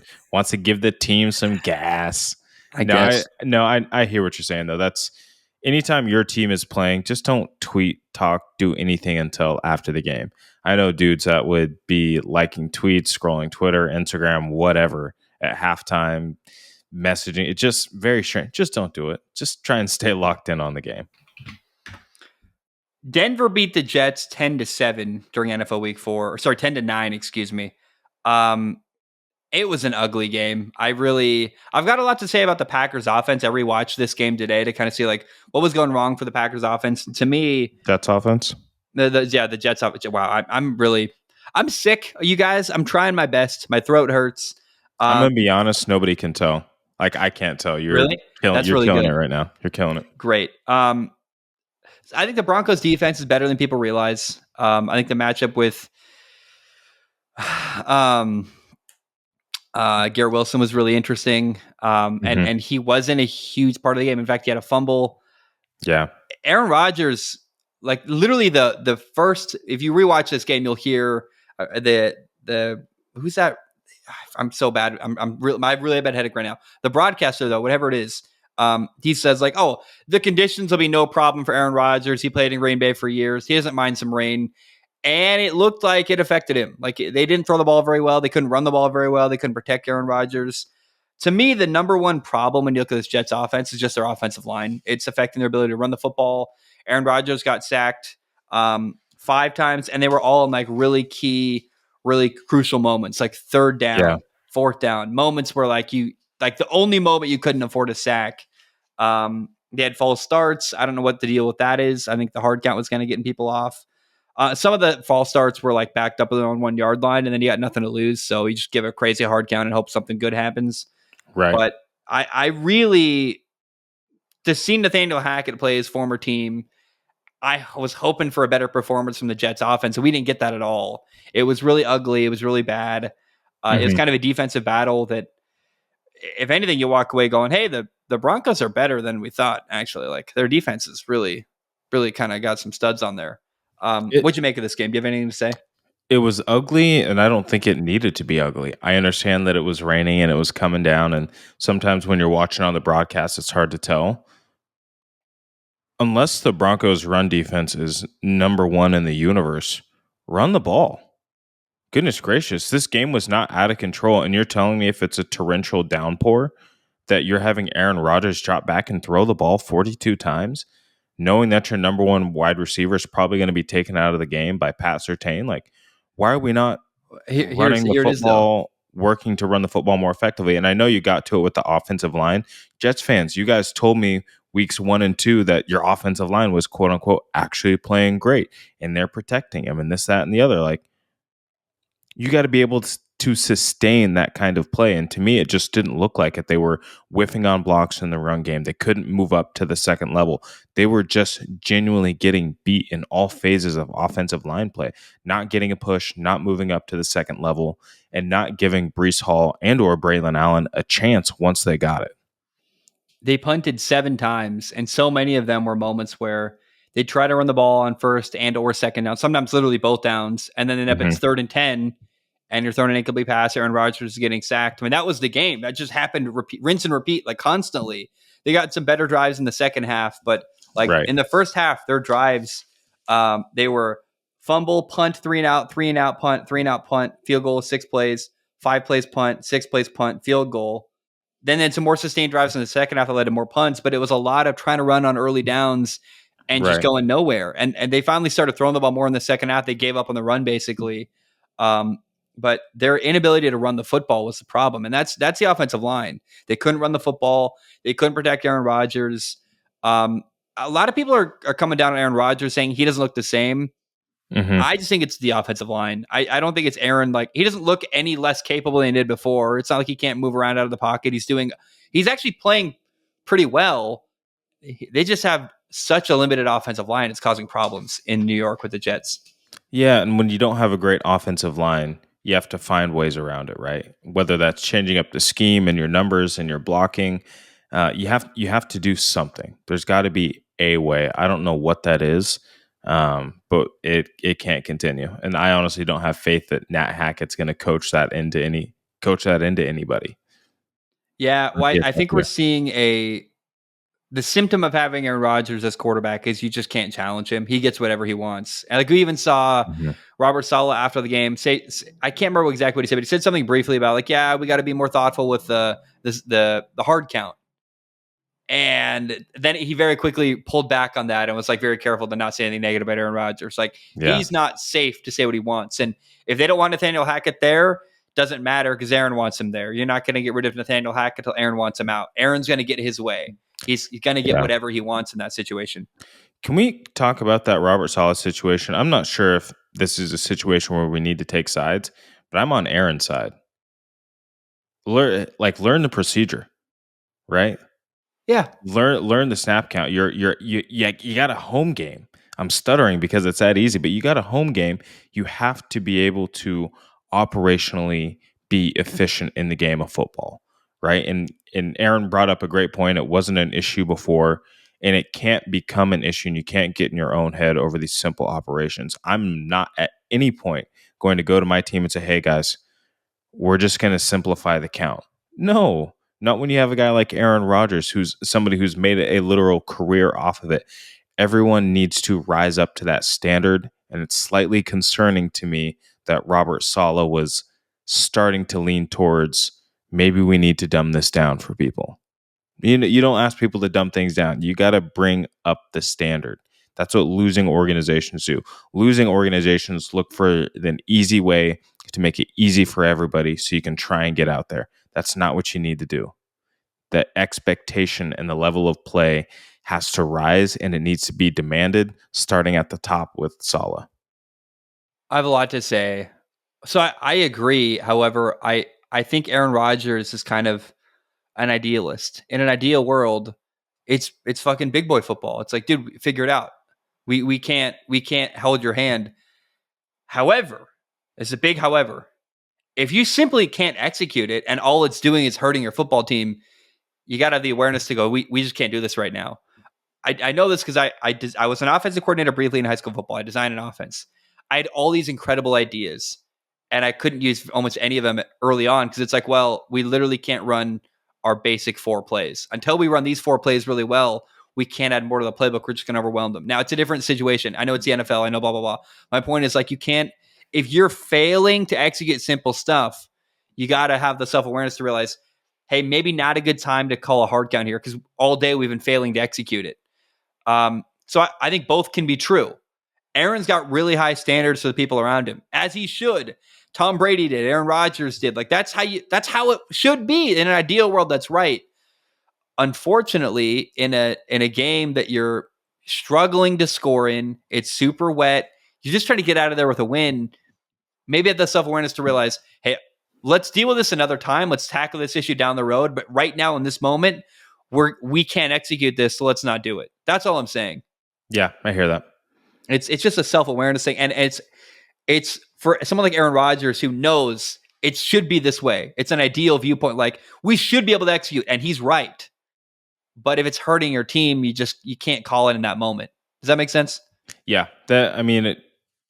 service level makes sense. Very logical. If I'm Aaron Rodgers, I probably don't think it happens again in that situation, right? Like, Yeah. oh, you got it once. Oh, you got us twice. It's not going to happen again, right? Oh, well, fuck, it did. Okay. It's definitely not going to happen. That's the last thing I'll say about it. Well, I think people from the older generation, Tom Brady, Aaron Rodgers, they're from a different era of football where things were more complicated. But the truth is now NFL offenses have been dumbed down a little bit to cater more to kids coming out of college. They can come right from college to the NFL and have immediate success. That's the truth. Things are simpler. Expectations nice little are college lower. offense. Yeah. And with lowered expectations, people like Aaron Rodgers find great frustration. That's part of why Aaron Rodgers has always wanted veteran receivers, not young guys that don't know what they're doing. And I feel for Aaron. I also just see as a coach's perspective, like we can't execute that right now, so we shouldn't call that. I want to tell you a weird story, by the way, about this game. So in one of my fantasy leagues, this is a weird, funny story, but Tua was my starting quarterback. Well, Tua obviously not even probably going to play the rest of the year, so I had to get rid of Tua. And it was last minute 2 weeks ago, and I forgot to make that move, so I got rid of Tua. And middle of the day on Sunday, I brought in Mac Jones to be my starting quarterback, and he ended up getting like 2 completions and had positive points, and I won that game. Mm-hmm. This week on Wednesday, I forgot to make the change. I forgot to take Mac Jones out and put Bo Nix in. And it was weird because Bo Nix had a really bad score. And by just having no score with Mac Jones, I actually still came out positive. The day was so ugly for Bo Nix that I was better off playing Mac Jones as my starting quarterback, getting 0 points, than trying to put Bo Nix in and maybe losing points. It's kind of a funny, weird way that worked out. But my laziness and lack of adjusting my fantasy team and leaving a backup quarterback as my starter this week, it benefited me. Unbelievable. The Colts beat Pittsburgh 27-24 this weekend. Let's just, I have a lot to say, but let's just jump. The meat and potatoes of this game is this. The Steelers were down 2 touchdowns. They needed points, and that felt like game over. There was no confidence from me, and I think you felt the same way that Yep. Pittsburgh can overcome this deficit. What do you make of that? It's tough because I think coming down the stretch, Justin Fields looked solid, right? We were both talking about not having faith, but he was able to lead 2 touchdown drives back to back, or I think 3 touchdown drives, Yep. 3 in a row. And I thought he looked great delivering the football. He was making good decisions. And then ultimately, I think at the end, the loss wasn't his fault. If that makes sense. It didn't come down to an error that he made. The things that I would look to are what happened earlier in the game, the lost fumble that he had in the second quarter, and things like that, where the game wasn't totally clean. But I'll say this, the Steelers fan, after I kind of bashed on him last week, like Justin Fields looked really solid coming down the stretch. Unfortunately, it was just a too little, too late situation, and in a game where Shane Steichen had the Steelers defense, cross-eyed, not really sure what to look. Things kind of changed when it wasn't Anthony Richardson, it was Joe Flacco, and I think it was a hodgepodge of things. But at the end of the day, Steelers didn't do enough to win, and the Colts did just enough to win. Yeah, I think so. He had a fourth quarter fumble that was a problem in a crucial moment. Yeah. With Justin Fields, I have patience for him. It sucked. He did keep up points wise. I think what's a bigger concern, I thought it was pretty criminal. There weren't a lot of holds called on TJ Watt. Like there were a lot of moments where I if you watch the game, like you're watching TJ Watt get like ripped all over the place and have his jersey tugged, and he's like trying to make a play and flailing. It's like, how are we not calling holding on? Like TJ Watt would have wrecked that game if he'd been allowed to, but he got held all night long and no one said anything. It was kind of a lot of weird no calls, in my opinion, in this football game. And it really had benefits for the Colts offense. I've got really 2 notes. So I think Justin Fields, let's not panic. Let's just see what the future holds. He did okay, and I'm really kind of in a holding pattern with him. What we saw was 2 quarterbacks in Indy. I've got a lot to talk about. First of all, Joe Flacco played really well, and the more quarterbacks leave Cleveland and play well, the worse the Browns look. You've now got Baker Mayfield leaving Cleveland doing really well, and Joe Flacco having left Cleveland and playing well. He was balling when he was in Cleveland, though. He led them to a playoff game, and they got rid of him to stick with their commitment to Deshaun Watson. That's ridiculous. Like the pain of that statement. Yeah, he played great, and I'm just saying, like you let 2 good quarterbacks walk out of your organization because of your commitment to Deshaun Watson, and it's like, what are we doing? So that's thought number 1. Number 2 is this: Anthony Richardson got hurt. He got hurt, and then like 2 plays later, they put him back in. They run a quarterback designed run. He hurts his hip. He's out for the game. We talked a lot about Anthony Richardson's roller coaster and how like he's got interceptions and he's got inaccuracies and he's got to get better. Those are some concerns with Anthony Richardson, but I would actually argue the biggest concern with Anthony Richardson has to be injuries. It's interceptions are fixable and inaccuracy is fixable. These injuries are a huge problem that have persisted. He was out for the whole year last year. Right. He's got to keep himself healthy, and coaches have to protect him. The design quarterback runs have to be really thoughtful and smart. You can't be calling a design quarterback run 2 plays after he left the game with an injury. Like let's be dumb. real. Like he's got to stay healthy if he's going to develop and get better and become the franchise quarterback, especially in light of last time the Colts had a really good franchise quarterback. What happened to that kid? Andrew Luck, and it didn't go well. So you got to take care of your franchise quarterback, and he's got to take care of himself. But injuries are becoming. You can talk about interceptions or inaccuracy; those are solvable problems. Injuries are truly the biggest concern in relation to Anthony Richardson. Yeah, and I think just to add to that, this Colts offense is going to be more productive with Joe Flacco, similar to an Andy Dalton situation. Taken over in Carolina. You've got these veteran QBs, both from the AFC North traditionally for most of their careers. They've seen a lot of football. They're still fresh. They still got it. And now you're pairing up Flacco with Steichen. And I'm not saying Flacco's going to have this great career revival, and I'm sure that Anthony Richardson will be right back in as soon as he's available. But Joe Flacco is better for this offense right now in getting the receivers the football. Pittman and Downs both had their best games this year. I was just going to say that. Because of Joe Flacco. Yeah. Two guys that you want to get unlocked. And I know Downs had a high ankle sprain early in the year, so it's great to see him coming back and be healthy. And then again, they're leaning on that run game with Jonathan Taylor, having 88 yards rushing. This Colts team is, I don't know how good, but they're very good. I think they're going to be better without Anthony Richardson for the next, who knows how long. I'm not sure what that situation looks like. But I'm excited to see what the Colts do in the next couple of games. And on the flip side with the Steelers, I look forward to seeing more growth from Justin Fields. But to me, this is some stuff that we've seen before, right? He has these spectacular plays and moments and where it looks like he takes over the game. But in Chicago, we saw that they would still fall short. So I'm not sure what to make of it entirely.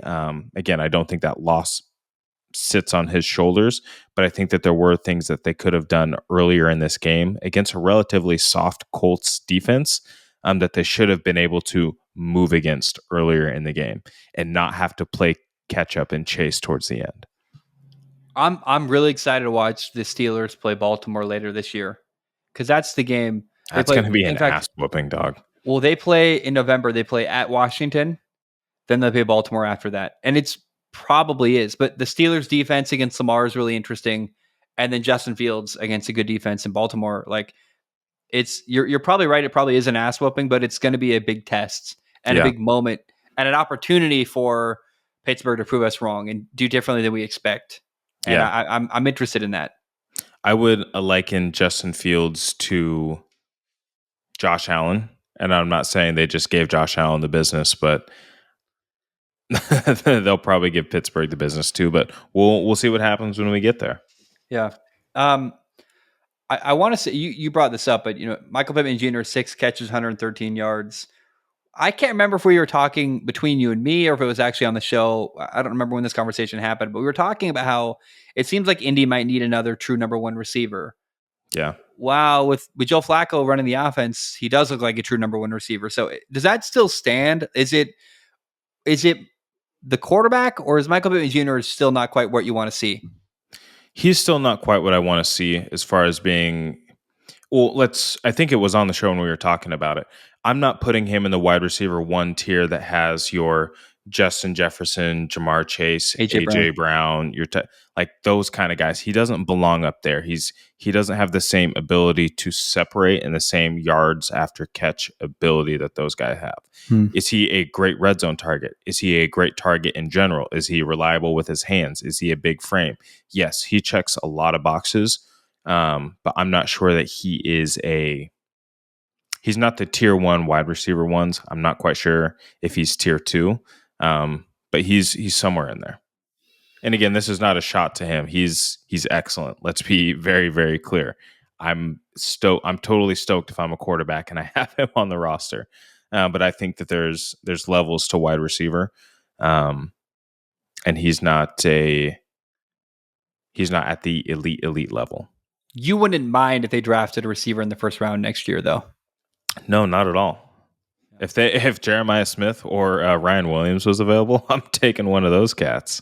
Yeah, and someone like that, a playmaker, a dynamic receiver like that, could make it. And I think it would actually elevate Michael Pittman Jr. too to be paired with someone like that.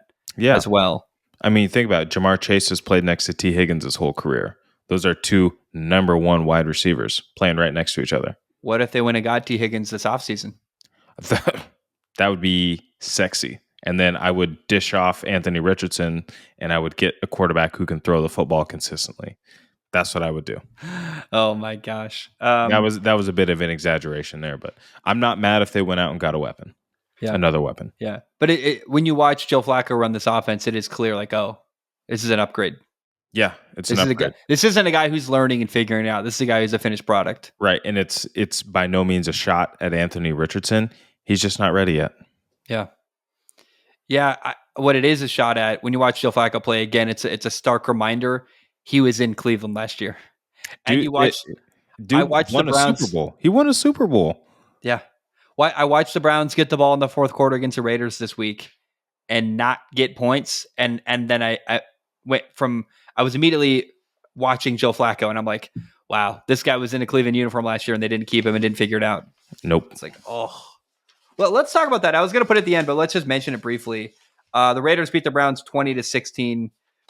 The Raiders are 2-2. They continue to make some noise. I think they're a tough team to beat, and they're going to have this ugly year and be like 7-10, something like that. Mm-hmm. Minshew's not playing well enough. God bless Gardner Minshew. He's missing too many opportunities downfield.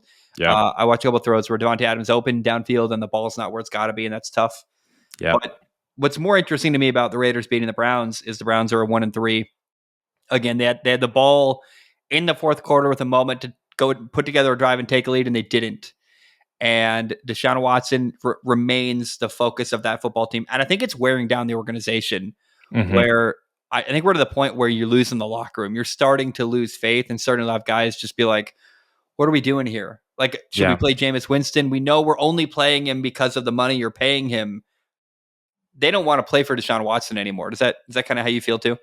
That's how I feel. I just tip of the cap to the Raiders for playing the football that they do. They want to make it muddy and they want to keep it close and they want to be able to, have a chance to win it in the end, which kind of turned out to be the case this week. But to me, the biggest problem, is obviously Deshaun Watson. Just when we thought we were seeing growth from him, another regression, just inefficient, missing pass. And let's also look back at the fact that they had a massive 70-yard touchdown called back for kind of a phantom holding call. I'm not really sure it was accurate. And Amari Cooper, I think, dropped 3 passes, 2 of which would have been 25-yard plus gains. So how different does the game look if those footballs are caught? But I think in general, this big physical run game that we used to see that Jerome Ford was able to support when he was first taking over for Nick Chubb, it doesn't really seem to be there. And I think teams have zero respect for Deshaun Watson pushing the ball down the field. That box is just getting tighter and tighter week by week.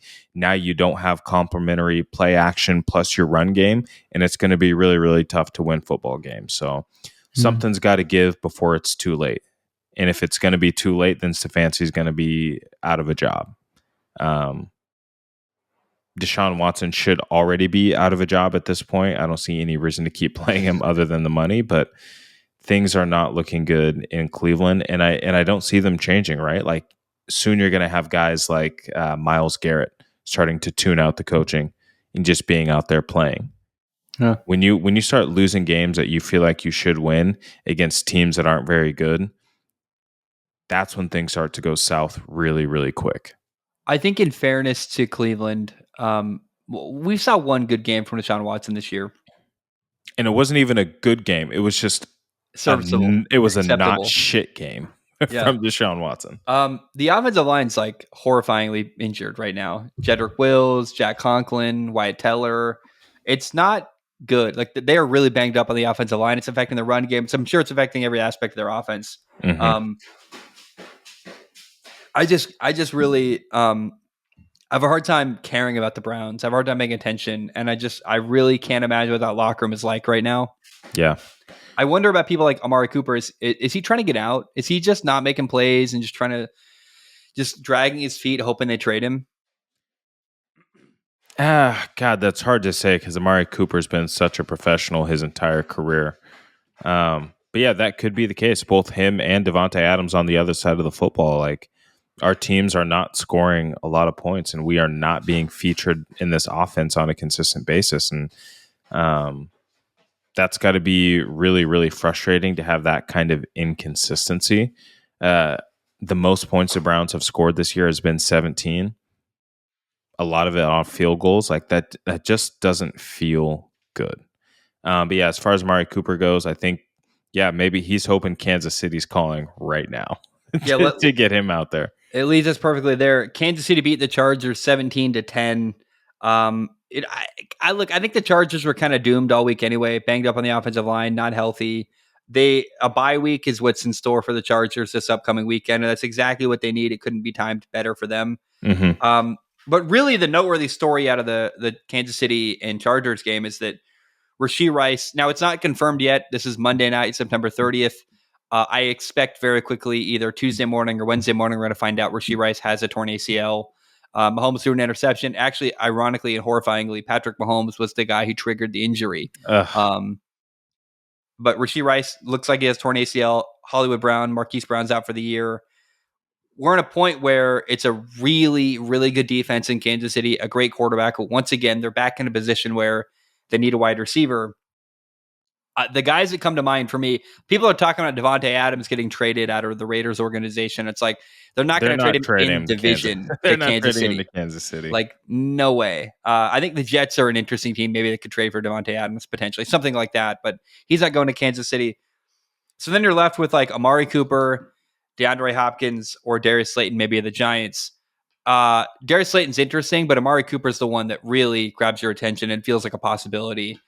That is just setting itself up so perfectly there. And I would trade a first round pick, no question, maybe even two, because like you're the Chiefs. You're going to have the 28th pick, the 32nd pick, something like that every year. Mm-hmm. You're telling me Amari Cooper's not worth two of those late first round draft picks just to get you in position to try to win your third Super Bowl in a row? Like, that's the conversation we're having. And if you're Kansas City, you got to view it kind of like the Rams did a couple years ago with like, we don't need first round picks. We need players to help us win Super Bowls now. Right. Yeah, I'm not sure that Amari Cooper would even cost you a first round pick, to be honest with you, at this stage in his career. It's probably somewhere in the late second, maybe a third round pick. Wow. Pause, though. As a guy, my job is to make deals all day, right? I am on the phone with people. I'll give you 5% here. I'll give you 2% here. I'll give you a better warranty here. Tell you what, if everyone's offering a second round pick, the way Kansas City gets that deal to happen, we'll give you a first round pick. Take it right now. That's what'll sweeten the deal to make it happen immediately for them to be the team that lands Amari Cooper. Because I would imagine a lot of people are going to make phone calls. Yeah, I'm sure a lot of people are. So you raise a very good point there. Going back to this Chargers KC game, there's just not really a lot to report. It was a pretty steady game. There wasn't a lot of, like, the biggest play was that bomb to Xavier Worthy. Yeah. Awesome to see him, take the lid off the defense. That's a bright spot for Kansas City. But it's going to be tough sledding offensively here. And even once you get a new guy in, you got to get him acquainted with the system and how they do things. And, Andy Reid, it's not necessarily that Andy Reid offense isn't necessarily easy. So they need some help. They need it quickly. Chargers, like you said, they need to rest up. They need to get healthy so that they can finish out their season as well. I wonder, Amari Cooper's contract, it ends after this year. Okay, so you're getting him for half a year, basically. Mm-hmm. Unless you can re-sign him, which would be interesting. But I was just imagining a world where maybe if Amari Cooper had more than 1 year on his contract, you go into next year with Rashee Rice, Amari Cooper, Marquise Brown, and Xavier Worthy, and Patrick Mahomes. Like, that'd be crazy, but they'd have to do a lot of work to re-sign him if he has a good year and they do win another Super Bowl. But for Amari Cooper's sake, look, going to Kansas City is a dream scenario. You play the great quarterback, going to win games. If you're going to have any hope of getting another contract for next year, this is the way to do it. You go to Kansas City and ball out. You get another contract somewhere else. That's a great move for him. It's what Juju Smith-Schuster did, and he kind of tricked people, and he got paid, I think, like $12 million by the Patriots. Another interesting name, I think, is T. Higgins. I don't think that the Bengals would ever do business with Kansas City, but that would be an interesting, at least, off-season pickup, provided that T. Higgins doesn't resign. Another name is, I don't know if he's available. I don't know if they can afford him. So I'm just throwing a name out there. Let's be very clear. But what about Deontay Johnson out of Carolina? That could be interesting. It's a team that's 1-3. Carolina definitely wants to hold on to him. I think they paid him pretty decent, so they're going to want to hold on to him. Yeah. It feels unlikely. Or is there anyone in the Rams organization, because their season's kind of going south too? Like Demarcus Robinson, maybe you could trade for something like that. Like, I'm trying to think of who. But that doesn't really change things for you if you're Kansas City. Kansas City's looking for a one right now. Yeah. Or even a Michael Pittman style one right now. But obviously that trade would never happen. Well, I don't think DeAndre Hopkins is really what they're looking for either. Is that kind of how you feel? Yeah, I don't think he's what they're looking for at this point. Could they be very productive with him? Yeah, absolutely. And if he wanted out, definitely. But again, that's another AFC team. One player that would be too keen to trade him. Interesting. What about Traylon Burks, the kind of the bust first round pick in Tennessee? Then now all you have is just another Xavier Worthy, just spelled differently. You know what I mean? Like Yeah. these number one wide receivers are very, very hard to come by. And when you're a team like Kansas City, right? Like when DK Metcalf was allowed to explore a trade in Seattle, they said, we will trade you anywhere, but we will not trade you to Kansas City. Like teams say that we will not trade you to Kansas City. Go talk to whoever you want to seek this trade, but you're not going there. Yeah. So that's going to be another tough part that they're going to have to deal with. They're going to have to overpay for somebody, or they're just going to have to try and weather the storm this year and either draft somebody or pick up a big name in free agency. Can they win a Super Bowl with what they currently have? No, I don't think so this year. Yeah. And that's mostly just because I see other teams, particularly in the NFC this year, that are just better. And then obviously the Ravens, I think, would be first to knock them off in the AFC. Dude, what a shame that the Bills are down this year. Because if you were ever going to get Kansas City off guard, this might be the year the Ravens go to the Super Bowl. Just because KC's down, Buffalo's down. Like, this is the year of the Ravens finally doing what Lamar's kind of been trying to do for years. The Bengals are kind of down. Like, it's the Ravens' year in the AFC, in my opinion. You look around the AFC right now, you're like, oh, it's probably Houston or the Ravens, honestly. Like, for real. I mean, yeah, in the last 2 years, we were saying that, oh, Kansas City's down, but somehow they figure out a way to get things together by the end of the year. So until otherwise noted, I can't count them out. What's funny, we're talking about this, they're 4-0. Like, we make it sound like the Chiefs are like, they're winning games. You know, like they're an undefeated team still in the NFL. And we're talking about them like they're dead. It's funny. It's so funny how we do that, but they're not winning pretty by any means. And, they're literally a few plays away from maybe even being 0-4. 1-3 more likely they were handling the Chargers, but yeah, who knows? Yeah, the last undefeated teams in football, you've got Kansas City at 4-0 and just the Vikings at 4-0. That's literally it. Those are the only two undefeated teams left in football. Crazy. Really wild. Dude, what's going on with Travis Kelce? I don't know if there's a conversation to be had here or not. His production level is really low. Like last year when they really needed someone, he was the guy and he made stuff happen. And he had a good game this week, but it's just the last year of his career. Is he kind of just preparing himself? You're seeing him in TV shows and commercials. And my read on it is he's just preparing for life after football. Is that your read on what's going on with Travis Kelce this year? I think that he is looking for life after football, but I don't think that has stopped his preparation in the way that he's playing the game of football. Teams are still going to take him away, especially since Rashee Rice is our only other weapon offensively. Once Isaiah Pacheco went down, like teams are going to try and take him away, right? It's not going to be easy for Travis Kelce. They're going to find ways to limit him getting the football. So that's one factor. We saw that as soon as Rashee Rice went down, what did he have? 7 receptions for 89 yards. He's still a factor. Their whole thing is I don't need you having 100 receptions before the postseason starts because that means you've probably been tackled 100 times and your body won't be able to make it that long. So I think it's intentional use of him as a decoy. He's got his yards. He said it live in interviews. Like, I've got my yards. I've got touchdowns. I've got it. Like, that's like, it's just about winning Super Bowls now. And whatever that is for the team is what he's going to do. I'm not concerned about Travis Kelce just because he has lower production. But he is certainly looking at life after football. There's no doubt about that. He's got himself situated nice and neat. But yeah, certainly not worried about him from a production standpoint. I'm sure fantasy people are, with your fantasy football teams. But dude, like we saw this last year. He's going to show up in the big moments. He's going to show up for Pat when he needs him. But until then, he's just going to keep that jersey clean and be ready for a postseason run. If all Travis Kelce cares about is winning, then he's golden. They're 4-0. Like, he must be really happy right now. I'm sure he is. Easy game. Yeah. Why would you be mad? Yeah. Cincinnati beat Carolina 34-24 this weekend. The Andy Dalton revenge game kind of came up short. I don't have a lot to say about this game, honestly. What I will say is I was actually rooting for Carolina. It would have been fun to see Andy Dalton beat his former team. However, from like a 1,000-foot view of the NFL, I'm actually really glad the Bengals won because they're now 1-3, and 0-4 would have effectively ended their season. So to keep the Bengals season alive, keep them in the mix for the playoff hunt, like that's healthier for the NFL probably, even though the Andy Dalton revenge game kind of came up short. I'm glad the Bengals won. Do you have anything to add there? I'm just concerned about the Bengals defense. You've got the Panthers dropping 24 on you, and I know that they've got some more than serviceable weapons with guys like Deontay Johnson. Xavier Legette looks like he's starting to come on, that rookie wide receiver. When you got a quarterback that can deliver the football, Chuba Hubbard over 100 yards rushing, that's great to see as well.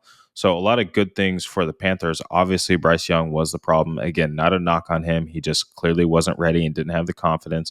But yeah, again, on the flip side for the Bengals, like good for the offense. I'm happy for them, but we expect that. The defense, though, is a little bit concerning. I felt like Carolina was moving the ball just a little bit too easy. And again, it's going to be something to watch.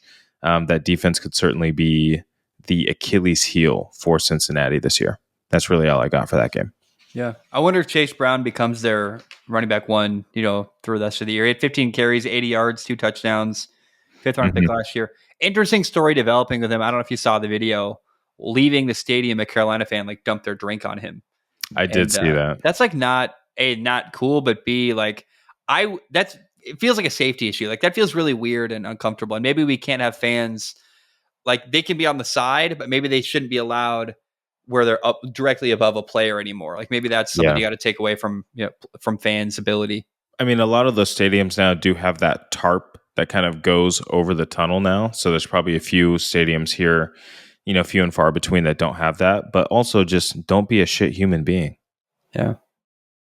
Yeah. Let's be good human beings. Now, if Chase Brown had rushed for 200 and something yards and he had a 67-yard touchdown backbreaker to close out the game, then yeah, I could see why you're a little bit upset, right? Maybe not even just drinks. Maybe then throw the popcorn. Maybe you got some nacho cheese. If you're gonna lay it on, lay it on.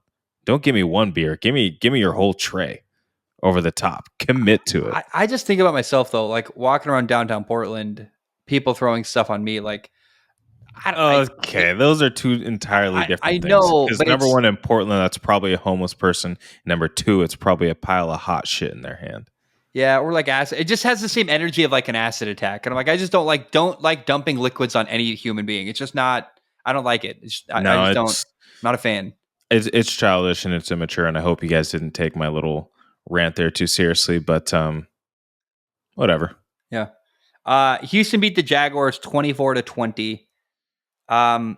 It's officially time to hit the ding ding ding ding ding, hit the panic bell. The Jaguars are 0-4. And the Jaguars had the ball and a lead with 3 minutes and 51 seconds left, and they couldn't ice the game. Wow. And also on top of that, I've seen Trevor Lawrence miss receivers open multiple times this year that are unthinkable misses for an NFL quarterback, let alone Trevor Lawrence. His easiest throws of the game missed. It's really bad. Something's going on in Jacksonville. It's time to hit the warning sign. Now, on the flip side, from Houston's perspective, their quarterback got the ball down a touchdown or down 4, 2 minutes, 54 seconds left, drove down the field, scored a touchdown with 18 seconds left, won the game. From one perspective, two AFC South teams, Houston's we got our quarterback. He's winning games. We're a potential Super Bowl team. It's probably us or Baltimore in the AFC. Our quarterback is clutch in the fourth quarter when it matters. And the Jaguars right now are do we have the right guy? Are we paying him a ton of money for it's not warranted? I think there are huge problems in Jacksonville that are finally starting to be everyone is now, we were kind of onto it 2 weeks ago, but now everyone's 0-4, Trevor Lawrence missing open receivers. This is it's panic button time in Jacksonville. Yeah. I think it is panic time in Jacksonville. I'm still moving the goalpost for Trevor Lawrence. I know he missed the big throws, but once you get in your own head, you know how hard it can be to do the simple things as a quarterback. And I know that he's paid to rise above these things. He did a lot. Can I cut you off? No. And he did a lot of things well in that game. And he still threw for 2 touchdown passes, almost had a third one that was close and it got dropped. And then the defense kind of let him down there. They had played an okay game. And again, like you said, CJ Stroud went down and scored to win the game. He had done enough to win that game, and the defense kind of fell by the wayside. Again, I'm still hitting the panic button. I still don't love what I see in Jacksonville, but I still say that Trevor is not the problem in Jacksonville. I think that he has become infected by the dysfunction of Jacksonville. Whatever the excuse is, Joe Burrow isn't missing that throw. The guys who have it are not missing throws in key moments like that. And I have significant questions about Trevor Lawrence as a leader, as a competitor. I know it's not like cool to say. I know but like he's never struggled his entire career, and now it's happening to him, and he's not responding well, in my opinion. I don't know, man. And you say like he's kind of in his head. Joe Burrow doesn't do that. There's never a moment where Joe Burrow isn't hitting throws and isn't confident he's going to do it. I'd have a lot more confidence if I was throwing the football to Jamar Chase, who I played with in college and already had rapport with immediately, and T. Higgins, who happens to be Trevor Lawrence's target from college, who's also a bona fide wide receiver one. I'll say that.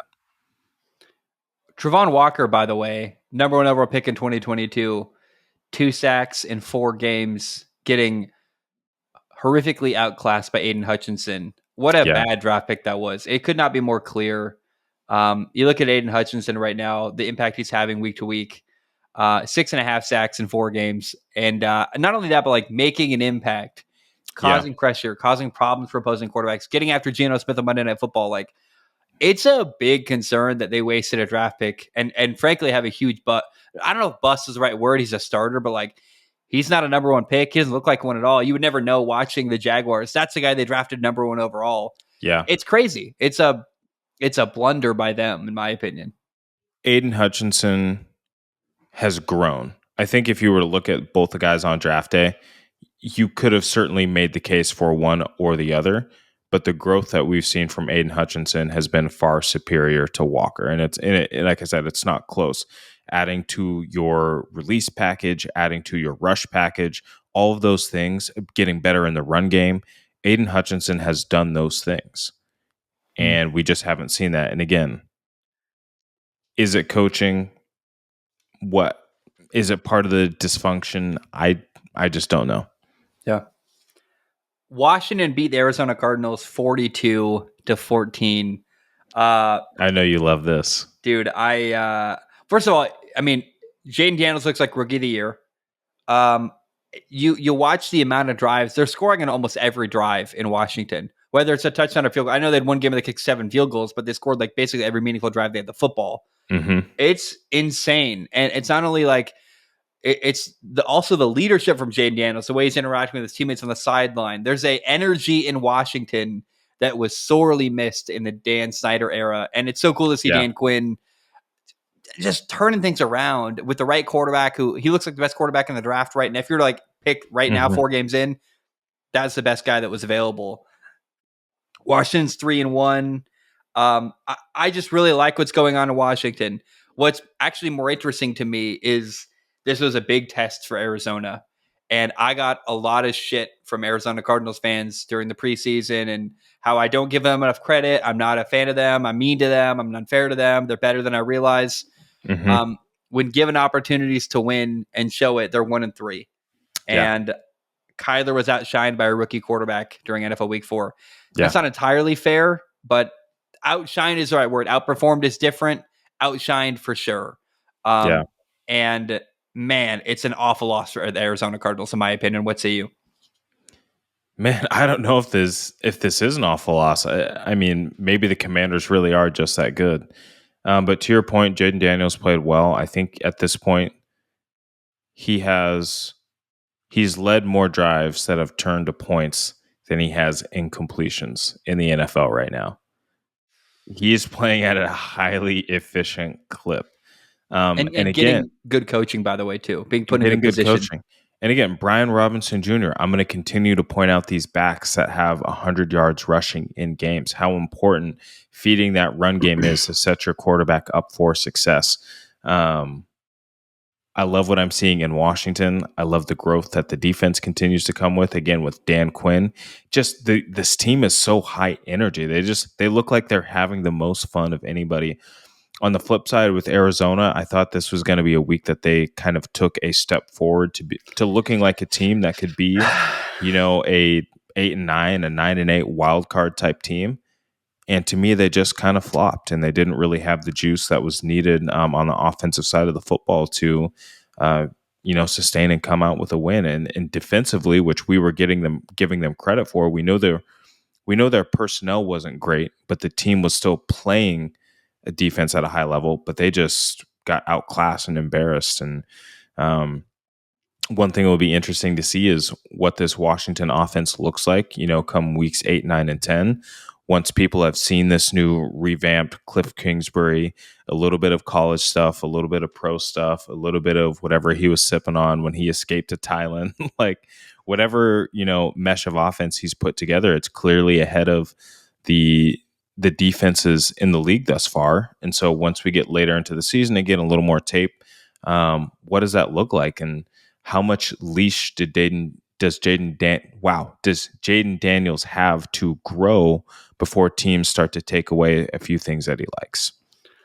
I don't think it's going to stop because what they're doing is really replicable. It's sometimes not even like scheming people open and say it's one-on-one coverage and my quarterback's better than yours. Like it's not always Cliff Kingsbury has a dialed up perfect play call. It's sometimes just Jaden Daniels is ripping it, gripping it, and ripping it, and making a perfect throw, beating man coverage. Like, and then if you don't play man coverage and you take fewer people out of the box, they're going to run the football at you. So it's more just like math and high level quarterback play, in my opinion. So I think more film is congratulations. Stop it. Do your best. We're just going to line up and beat you. It's like you can know what we're doing, or we're still going to beat you. It's kind of the attitude I think in Washington right now. Mm-hmm. I don't know, man. I want to say this about the Arizona Cardinals because they lost to Buffalo week 1, and I'm not sure how great Buffalo was. Then they beat the crap out of the Rams, who were really banged up. Then they lost a close game to the Lions, and we were like, oh, okay, they're making progress. They're getting better. This was supposed to be then, like you said, a step forward this week, and instead it was a huge regression, a huge step backwards. And I don't know. And it was at home, too. Yeah. Well, in the next 2 weeks, you play the 49ers, then the Packers, and then after that, you play what's going to be by then a healthier Chargers team. Like, where is the confidence in this organization coming from? Because Cardinals fans are so high on their team and excited, and I respect that. I'm happy for you being excited about your football team, but where is the belief coming from? Is it just delusional fans?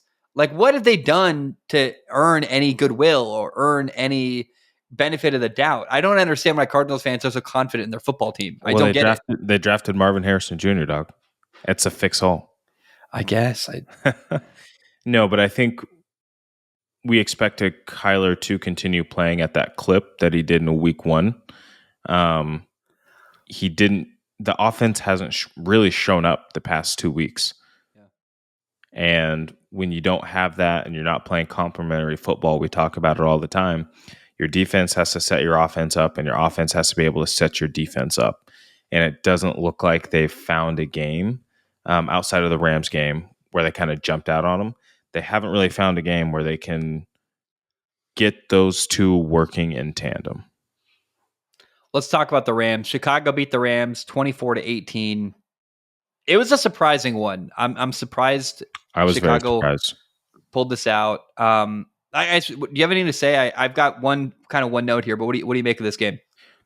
Man, I really thought that the Rams, after having shown out and beat the Niners, were going to come back with a little bit something similar and be able to beat the Bears. I think that I just didn't give enough credit to how good we know the Bears defense is. They really took away a lot of things from Matt Stafford and made it difficult. And then on the flip side, I don't think the Rams defense is great, so let's be clear here.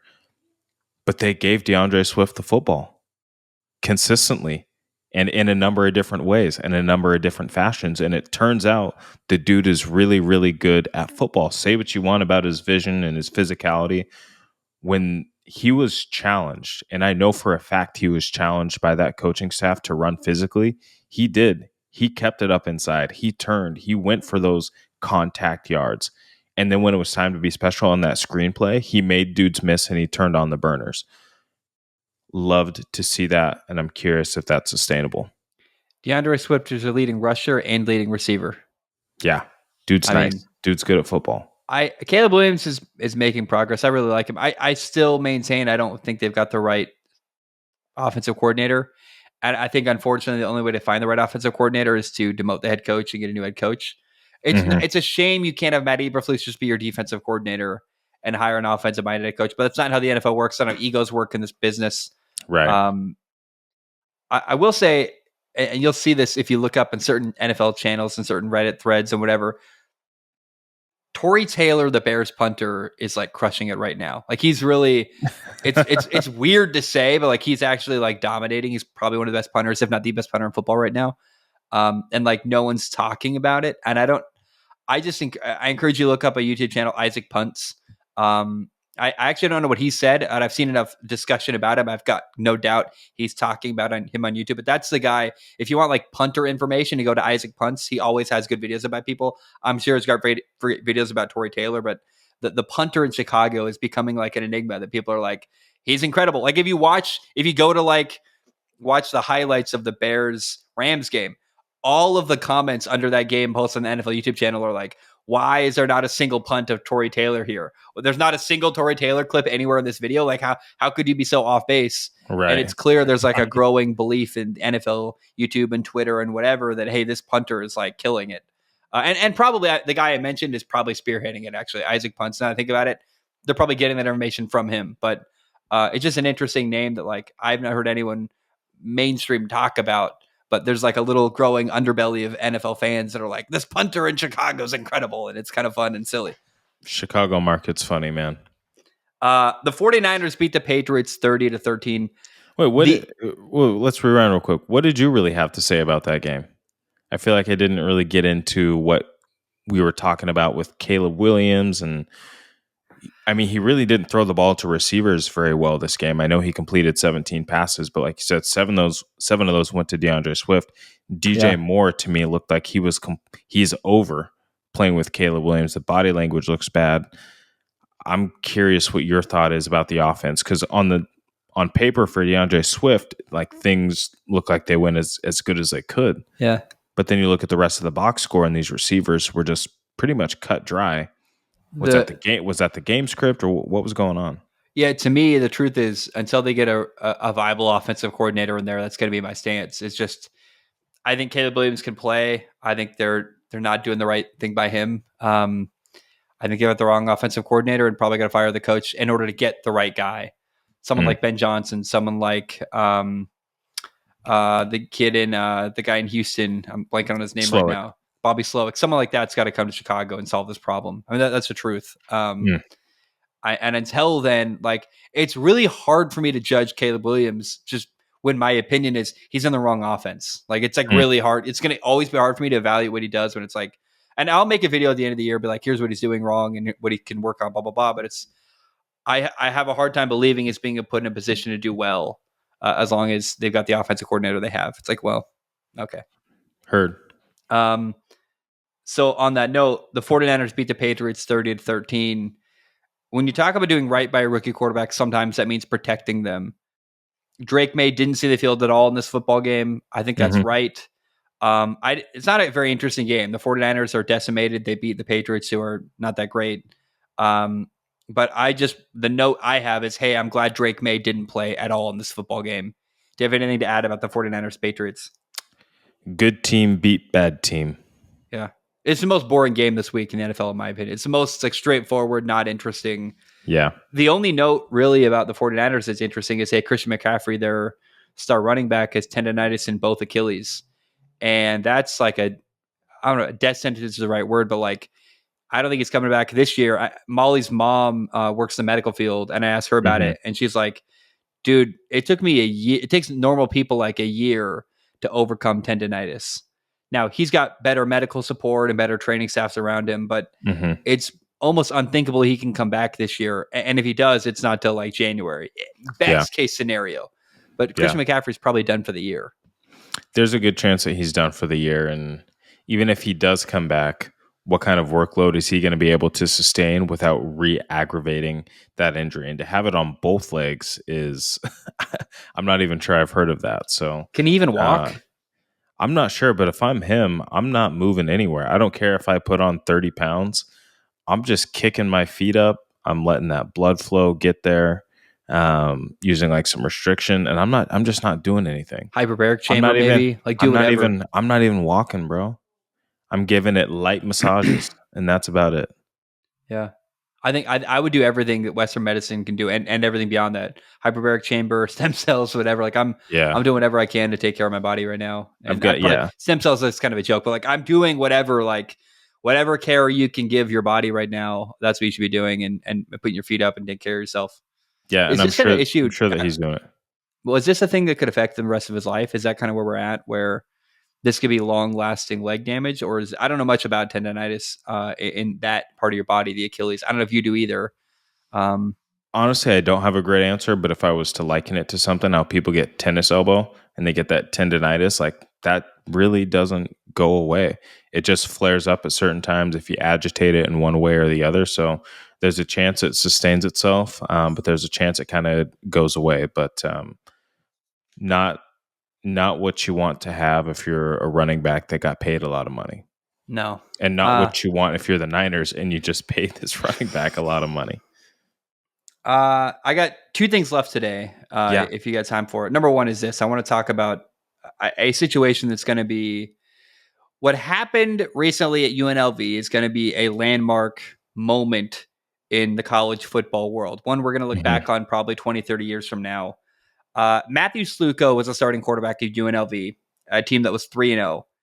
And in a prime moment, and they looked like a team that if any non-Power 5 conference team was going to make the college football playoff, it felt like UNLV was probably the one to do it. They beat Kansas. They're making progress. Looked really good. Their quarterback decided to stop playing for UNLV and redshirt with the intention to transfer someone else because he was promised $100,000 to come play at UNLV. That money did not materialize. And when challenged, frankly, the response from the university was pretty lame. Like, we're not doing that, basically, for lack of a better term. It has been really, really polarizing. A lot of people hate Matthew Sluka. A lot of people hate UNLV. I kind of land somewhere in the middle, actually, believe it or not, as I often do. But I want to say this before we get into any more. I want to hear your opinion. I want to talk briefly about it. I want to just acknowledge it's a landmark moment that signals, hey, college football is still not where it needs to be. We're making progress. We've got a 12-team playoff. We've got NIL stuff, but there's still work that needs to be done to organize things a little more efficiently. Yeah. But I want to think about this. Would you ever work for free? Would you ever do what your job asks you to do every day if you're not getting paid? And I know football in college didn't used to be a job, but it is now, and people get paid. And a guy like Matthew Sluka, who's got 1 year of eligibility left and not really an NFL quarterback, maybe a Canadian Football League or USFL, something like that. This is kind of his last moment to get a big paycheck as a football player. And I totally support him saying, I'm going to go somewhere else that's going to actually pay me money because it's the only time in my life I can cash in on this moment and this possibility. Does that suck? Yeah. Is that weird as a leader? Yes. Is it feel like you're quitting on a team? Yes, it does. It does feel like he's quitting on his team. Yeah. But like also, it's the only time in his life he's going to ever have an opportunity to make $100,000 playing football. And like, I don't mind a guy saying, I want to get paid. And you would not work at your job for free. I wouldn't go do the things I do at my job every day, my 9 to 5, if I didn't think I was going to get paid for that effort. Yeah. And you may not like that. College football is in that place, but Matthew Sluka is a professional athlete at this point. That's how it works in these times. And it's messy, but I support him walking away from UNLV, and I'm curious what you think. I support somebody's right to be mobile and to make the decision that they feel is best for their career. If you're promised $100,000, that's a lot of money. Let's be very clear, and you'd want to cash in on that. Well, and it's dropping the bucket for university, by the way, and a place like Vegas also. That's the other thing. Yeah, but UNLV compared to a lot of other schools, like $100,000 isn't like getting $100,000 from Texas or Oregon or USC, where they have a ton of money. Like I can't even name a UNLV alum or UNLV booster. Right? That's because guys in the SEC are making like a couple million, by the way. Right. And here's what my heart's saying is be a football player first. I know that people are being motivated by money right now to go to places and to go, but like the money can't be the first thing. And again, I haven't been promised, $100,000 lump sum to play football, so I can't really, speak to that per se. Like nobody's just said, "Hey, here's $100,000, come play football for us." Just be a football player first and don't quit on your team. And I get him wanting to make the money, but there's certain situations in life where I feel like you just stick it out. And I feel like this is one where I would have stuck it out. And I think that when you stick things like that out, things come back to you tenfold. But then again, like maybe they don't. And that's not always the case. I lean on the side of just being a football player first. Like, don't go to a university just because they're paying you the most money. Like, if I'm 3-0, I'm excited. Like you said, I have an opportunity to take this team potentially to the college football playoff. And that'd be something that nobody else could say. And that's something I can do. But to now redshirt and go somewhere else, like now you have to go win another quarterback job. And if I'm being honest, you didn't look that great. Your stats weren't anything to write home about. So I get that it's about the money for this guy, but you can go transfer, but it's not like you've got a job guaranteed for you. UNLV told you your value was $100,000, and not only were they not going to pay it, they weren't going to pay you more than $100,000. So who is going to pay you that much to come play for them now? I just think he put himself in a shit situation, and I feel like this set a horrible precedent, not for NIL money, but just for players in general utilizing that red shirt and moving on quickly. Yeah. Right now, if I am, let's just say in a wacky world, right? Alabama is 0-3, but I put 3 really, really good games on tape as a defensive player. I'm going to go redshirt. I'm going to send my tape to Ohio State, and I'm going to try and get over there, right? I feel like what it opened the door to is athletes saying, hey, if things aren't going my way in the first 3 games, I'm not going to lose a whole year of eligibility sitting on this team. I'm going to redshirt and work on transferring immediately. And to me, that's scarier than just taking the money. That's kind of how I feel about it. Just be a football player first, and you won't have that problem. What I'll say is this: I would have a hard time looking at your teammates, right? And I transferred out of a college program at one point, right? Because I wanted to play, and then COVID hit, and everyone went back. I'm not friends with the guys I played briefly college football with at that school. Like it's awkward that I left the way I did. It's like there's the relationships he briefly built in that period are not going to be sustained. Like they're not. They might send him a message every once in a while, like good luck to you, but like they're not friends. Mm-hmm. And I think there was a misstep here where I don't know how you delicately manage this, but you could have said like week 1, hey, I was promised $100,000 and this didn't happen, and release that to the media, make it known. Then when your second game and people are starting to want, he's like, I asked someone to pay the money. It's kind of weird because I think the money was there to be paid. The problem is he embarrassed the university, which when you embarrass powerful people, that's really not smart. Bad decision. He quit on his team is how they felt. And so when a donor to the program said, I've got the $100,000, let's make that happen, the program, UNLV, said, we're done working with the Sluka family. Like we don't want to work with them anymore. And it's because of the way it transpired. The way it transpired sucked, even if the player was right. Does that make sense? Like, yeah. I think, dude, he had an agreement for $100,000. He should be paid $100,000. And it's the only time in his life he's going to be offered that money. Like that makes sense to me for sure. And what's really curious to me is he ever going to go somewhere else and get paid money like that? That's the other horrible thing. If he ends up nowhere next year, and then we're like, well, how did that work out for you, dude? You could have gone to the college football playoff with UNLV, and instead you're just some guy floating out there, not really relevant to the world anymore. Like that's a sad reality, and that's possible. Being a starting quarterback at UNLV does not give you the kill switch or the big red button, right? Like you are not that guy. You might be a guy, but you are not that guy to sit there and try and strong arm universities of all places to give you money, right? If you're, we'll see. We'll see. But it's I wish him the best, but I think he put himself in a really tough situation. Yeah, I just think that this story is to be continued because we'll see where he goes next, and then it's fascinating. Yeah. What I think is more clear though is, hey, college football needs some kind of organization. You need probably like Coach Dan Casey, who we love, keeps lobbying for Chris Peterson to be the commissioner of college football.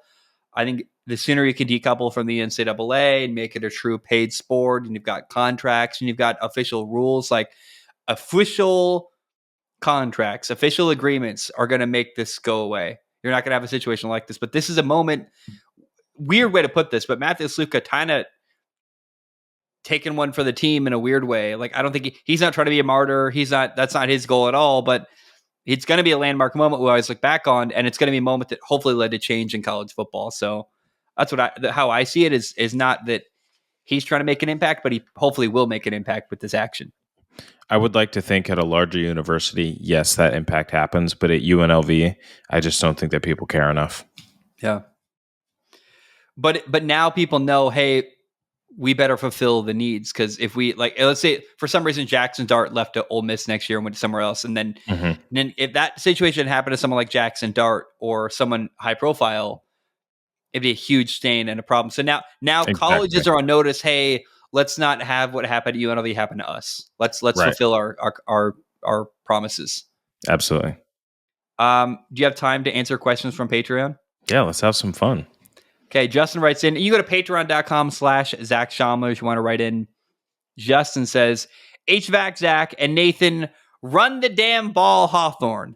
Wow, that Bama versus Georgia game was ridiculous and absolutely delivered. I hope no one left the game after the first half, because Georgia turned on the Jets and retook the lead after a 23-point deficit with just over 2 minutes remaining. Then the very next play, 17-year-old Ryan Williams does one of the coolest spin move ankle breaks I've ever seen a receiver do. It was so smooth, too, the way he spun. Oh, just pretty. Ryan Williams is going to be a dog, and we are witnessing greatness. Also, Georgia isn't out of the playoff running yet. That almost comeback should terrify the rest of college football. I love football, man. I wanted to read that from Justin. I meant to read that earlier, but I wanted to share that. I think what's cool about this, a matchup like this, is we're going to see Georgia plays Texas later this year. You had a matchup between Georgia and Alabama, and it used to be in the old system. In fact, I was explaining to Molly this. Hey, they used to actually just pick 2 teams and play a national title. Then they added 4. Now they're 12. So you can lose a game like this, and it doesn't end your season. And I think that's so awesome for college football. Just the ability to, I'm just really glad we've got this new system. And you'll never hear me on the fence with, if the 14th best team doesn't get into the college football playoff, you'll never hear me crying about that. I don't care. You should have been higher. But I think we're now in a sweet spot with 12 teams. It's actually perfect. And I'm curious if you had anything to respond to that with. Just run the damn ball, baby. That's all I got. Evan writes in. Evan says, hey, Zach and Nate. Oftentimes, I feel like bad ownership groups are chastised by the media for the constant circus of instability associated with their franchises. However, I feel like good ownership groups are often underappreciated. If you guys had to pick a couple ownership groups to work with, what teams would they be and why? I've got my number one team right off the bat, but I'm curious if you've got one first. I can share mine if you need first. I'm going to say the Hunt family, number one. The Pittsburgh? Oh, you're saying you say Kansas City? Yes, Kansas City. Why? Stability. Yeah. They don't make a lot of rash decisions. They hire a GM and a head coach who are adults and can sustain winning through being detail oriented. They don't provide, obviously, the greatest facilities. I feel like Kansas City gets an F every single year for a lot of the stuff that they provide.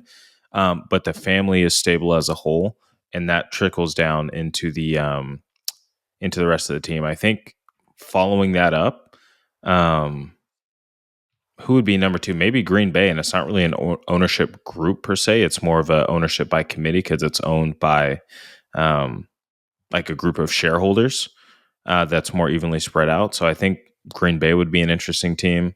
I got two. Yeah, right. I don't know. That's a great question. I'd like to sit down and think about that a little bit harder. Who asked that? That was from Evan. Evan, great question. And I want to have more thoughts. I might drop a comment underneath the video this week and just have a more fleshed out thought for that. That's a really good question. Here's a couple that come to mind pretty easily. The Rooney family in Pittsburgh, 1,000%. Yeah. I love them. They're stable. They're great. They've had so few head coaches. They're slow to fire. They They care. They've got principles. They're involved. But they also leave football to football people, and that's kind of the sweet spot. Yes. The other family is the Minnesota Vikings owner, the Wilf family. They offer great support with facilities and finances and a place that you want to be, like a building you want to go to work at. And then again, they leave football to football people, and they're not quick to fire people. I actually you look around the NFL, there's not a lot of ownership groups. Like I'm really skeptical of Cincinnati. I'm skeptical of Cleveland. I'm skeptical of Miami. I'm skeptical, not as harshly, but I am. I'm skeptical of Arizona. I'm skeptical of a lot of places around the NFL. I'm like, I wouldn't like Houston. I don't really love their owner. I don't really love Jerry Jones in Dallas. That'd be entertaining, though. I don't like the Giants ownership. Just think they're milquetoast and boring. Philly's volatile. Washington is now they're better, but they were horrible before. Like to me, what stands out, you kind of hit the nail on the head. Pittsburgh, Minnesota, and the Hunt family in Kansas City are like the best ownership groups in my opinion. And Kansas City more recently, right? Kansas City had struggled for so long, but like Pittsburgh and Minnesota have given this like really good stable ownership for a long, long time. Those are people, and people want to work with are people that treat their people well and are loyal. Like I think Pittsburgh's got probably the best ownership in the NFL, in my opinion, honestly. Yeah, you could make that argument for sure. Josh writes in, quick one. This is more of a correction. Says, hey guys, the correct way to pronounce Andre Yoshivash's name is Yosivas. And since his nickname has been Yoshi, I meant to send this a while ago, but I kept forgetting. I don't have a question. I wanted to help you guys out. Oh, thank you. Yosivas. It's funny. Yosivas is how you would say that in Hawaii. He's from Hawaii. I assume that's how you spell it because the I is E, but Yosivash. And he's right because I've seen videos of Andre saying how to pronounce his name. It's Yosivash. So Yosivash. Anyway. Nice. Josh says, love the show and run the damn ball unless you're a Baltimore Ravens who are about to run for 300 plus against my Bengals. Damn. Yeah, I hate to hear that, but probably. Diffie Bulow has got a great question. Says, HVAC Zach and the Jag. Hey. I recently watched Hoosiers, which is one of my dad's favorite movies. What are your favorite sports movies and why? Mine is Warrior, which is an incredible movie about MMA fighting. So Nathan, what's your favorite sports movie? Gladiator. Really? That's a sports movie to me. Is it? I've never even with Russell Crowe. It's not a sports movie. It's about an old Roman general who was basically cast out by an emperor, goes into the slave trade, makes his way through like the low ranks of like gladiator fighting, ultimately makes it back. I can't ruin the plot. You guys need to go watch Gladiator. They're doing a second one that comes out this year. Favorite sports movie though. Did you know that, by the way? Gladiator 2 comes out in November. I did see that, and I'm nervous for it. Coach Carter comes to mind. Yeah, Coach Carter comes to mind. Remember the Titans comes to mind. God, what's another good sports movie? We Are Marshall. I watched that recently with Molly, and it's really crazy. You know how what happened with Marshall. All their players basically died in a plane crash, and they go to West Virginia to like get film, and the coach just kind of feels bad for you. It's like Frank Beamer or some coach that's like really famous now. I forget who the coach was, but someone who like a name you would recognize for sure. Yeah. And he just lets them have all the access they want to the film because he kind of takes pity on them in the situation they're in.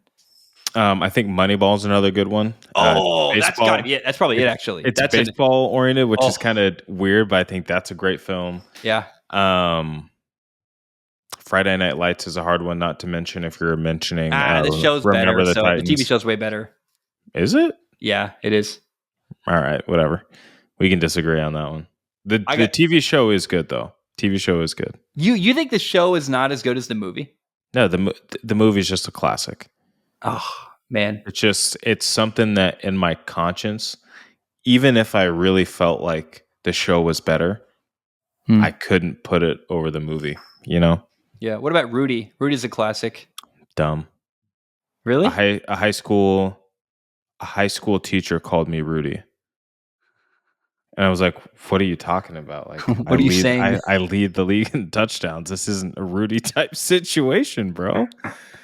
But he was referencing my side and going to the referencing my size and going to the Pac-12. He's like, yeah, you're kind of going to be like Rudy out there. And I was like, not really. Anyways. I don't really like, I've never seen Field of Dreams. The supernatural element, I don't really like. It doesn't really appeal to me. I don't give a shit about baseball movies for the most part. You know, two movies I'm sure you've never even heard of that are fantastic sports movies. Dodgeball? No, get the fuck out of here. Rush is Niki Lauda versus James Hunt, two F1 drivers who had a really big rivalry a long time ago. It's got Chris Hemsworth, and it's like incredible. I really recommend Rush. It's made by Ron Howard, and it's a really, truly great movie. And then another racing movie is Ford versus Ferrari, which is just an incredible racing movie with Christian Bale and Matt Damon, actually. And it's like really, really good. Yeah, Matt Damon's one of my favorites. Lionheart says, and this you'll really like this question. I've had this question for a while, and it seems like a great time to ask now that a quarterback and a receiver are both answering here. I don't want this to come off as me crapping on receivers. I played center, so no way in hell I could run as fast as them. However, who do you blame when a ball is overthrown? Obviously, if a guy is running a hitch and you launch it a 60-yard nuke to the corner or the end zone, that's the quarterback's fault. But whenever a quarterback misses a guy open on a go route, I usually have a hard time blaming the quarterback. Tyreek Hill, for example, is always talking about how he's the fastest man alive. Okay, so then how did Tua overthrow you against the Jaguars? Just run faster and go get it, bro. Again, easy for my lineman ass to say. So why does a quarterback get the blame on an overthrow? And when does a receiver get the blame? When does a quarterback get the blame on an overthrow? And when does a receiver? I think he's a little off base, man. If a quarterback overthrows, I think it's always a quarterback's fault, personally. Yeah. I don't know if you would agree on that, but if I overthrow you and I throw the ball too far, that's my fault, right? Like I don't. Right. But I'm not going to come back to the huddle. Depending on how bad the overthrow is, I'm not going to come back and tell you that you missed me. I'm going to come back. Yeah, man, I lost a step there on my release. If I was on that step, I'm probably underneath that ball or something like that. So there's a give and a take, and it definitely depends on how bad the overthrow is.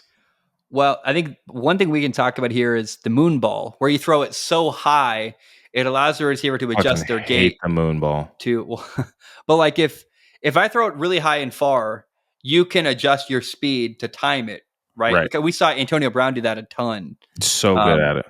Where you can slow down a little bit to leave a defender with you and then speed up the last minute to go get the ball, or vice versa. It allows you to, the more the ball hangs in the air, the more you can adjust your speed to go get under the ball, right? I mean, is this kind of how that works from a receiver's perspective? Yeah, that's certainly how it works. The overthrows that you don't like to see are the ones that are thrown on like a sharp trajectory where you have no chance to make any sort of adjustment to make the catch when it's just cruising over your head, right? Yeah. So yeah, like you said, those moonshots or the balls where they put a little bit more air under it, especially if they're throwing you away from a safety or away from the defense. You've already broken past everybody. They're going to lob it up there for you to run underneath it and catch it, which if you're making your adjustment first, you're going to create separation and not have a contested catch. But when they throw that on trajectory, typically that means there's not going to be as much separation from your corner and your wide receiver. And then it can lead to contested catches. This question that wasn't related to the overthrow, but it's in many cases, I'd probably say it's the quarterback's fault. But as a receiver, it is also your fault. And that's just from let's have a great relationship with our quarterback perspective. But I've never told the receiver, just run faster. Like the thing he says here, just run faster and go get it, bro. Like it's not that easy. I mean, I've always been, I'm a quarterback and I'm like, hey, it's the quarterback's fault. That's just how I view it. But it's also like, it's more true. It's like, if it was a better thrown ball, it'd be catchable and an easier play for the receiver. Like that's pretty obvious to me. It's usually the quarterback's fault. And a receiver is going to endure probably a few more things that can impact how fast he's running, whether that's he's got the DB on his hip or he just crossed his face and there's a little bit of contact, things like that change. But you're not like, so let's say you get jammed at the line. Like I'm not throwing the ball while you're getting jammed. You know what I mean? Like there's no way, sure, but there's no way like the defender is going to impact your ability to go get the football because I'm not throwing the ball until you've got a good position on the receiver. So it's like, or on the defender, I mean. So it's like, there's basically, in my opinion, the way to answer this question is like 99.9% of the time, it's a quarterback's fault if the ball's overthrown, in my opinion. It's got to be a better ball. Agreed. Unless the receiver like blatantly slows down and you see it. See, this is actually interesting. People were slamming DJ Moore for slowing down against a cover 2 look that he had where Caleb Williams kind of missed him into the end zone. He's throttling down. He's throttling down in the gap to give Caleb space, because if he just keeps running hard where Caleb has to throw that ball, and again, on the trajectory, that safety is going to be right there, and it's a collision. He's getting past the corner who's going to sit underneath him, who was playing outside leverage. He's getting past him, and he's sitting, and he's waiting in that zone for Caleb to throw him open. I think Caleb missed that throw. And I think that comes not from Caleb being a bad quarterback, but DJ Moore and Caleb not being on the same page for how they approach those situations, if that makes sense. Can I try to tell you something that I don't know if I can say? Because a lot of people are spatially challenged, right? Yeah. But a fade route is just an out route, really. And here's what I mean. I'm throwing a receiver in a window. Whether it's like the where your body starts isn't really relevant. You've got a guy running a direction and you got to lead him into that spot, whether he's throwing away from you or sideways from you. And if you turn your body to the right angle, it just becomes an out route again. Does that make sense? Like if I'm throwing an out route and I'm pointed here and you're running that way, it's an out route. But if you're running, I'm explaining this terribly, but like the way you position your body in relation to the receiver can make it similar to an out route. Does that make any sense at all? Probably not. Makes so much sense. I'd have to draw I don't understand what's going down in your head.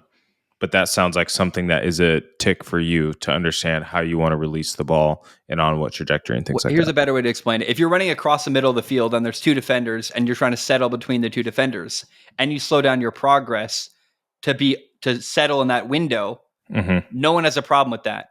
But when you settle in a window on a fade route, people think you gave up on your route. It's like, no, it's just like he's running across the field. I see what you're saying. So the angle is different, like the starting point and the angle is different, but you're just turning your perspective. And when you turn your perspective, it's the same exact throw. It's the same thing, just in a different part of the field. Gotcha. Okay. But for some reason, for the non-football fans, they see a guy on a fade route slowing down their feet and think that's bad. But if you did the same thing on a crossing route to slow down between defenders, that's good. It's like people have a hard time clicking that, but it's like it's all the same throw. It's just in a different part of the field. Yeah, really, as a receiver, the only time that you're screaming downfield is they gave you the big bang post, right? You're going straight and you're kind of taking the middle of the field and you're going, or you've got one-on-one man coverage, no safety over the top, and you're trying to get over the top as a receiver. Other than that, you're probably running closer. You're getting on top and you're running closer to 85 to set your quarterback up to get through his read. Last thing you want to be is somewhere too quick, or you don't want to be there too slow. So it's kind of like this timing game that you have to play. It's not always just running as hard as I can, as fast as I can every single break. I'm so excited. Probably next August, we're going to buy a house. And I'm really excited about this and going to do it on property. So there's lots of space in a big yard. And one of the devious things I've got planned is to buy those like big bucket looking things you can throw footballs into. And just set them up strategically all over my yard, and then a couple backstops. And you bet your sweet ass, I'm just going to sit in my yard and throw to these targets like all day in like sweatpants and in tights and in cleats. And like, I'm just going to play quarterback by myself in my yard all the time. Because when I was a kid, I'll come over. Well, I always needed receivers to catch the football, right? And I didn't have enough space or money to like be able to buy targets, let alone have a yard to put targets in. But as an adult, I'm like, no, I could have a yard and put targets up and just throw footballs at targets, and I'd be so happy. Just like it's like shooting a basketball, but with a football basically in your backyard. Right. I love that thought. I'm going to buy like 20 footballs, and just my yard will be a mess of quarterback nonsense that like I'm not playing anymore. It's like totally useless, but it'll be fun to me. Final question of the day comes from Will. Will says, "Hey, HVAC Zach and the Jag. Yes. What are some of the biggest lessons you've learned on the topic of dating? I recently asked someone out, and through 2 dates with her, things are off to a really promising start.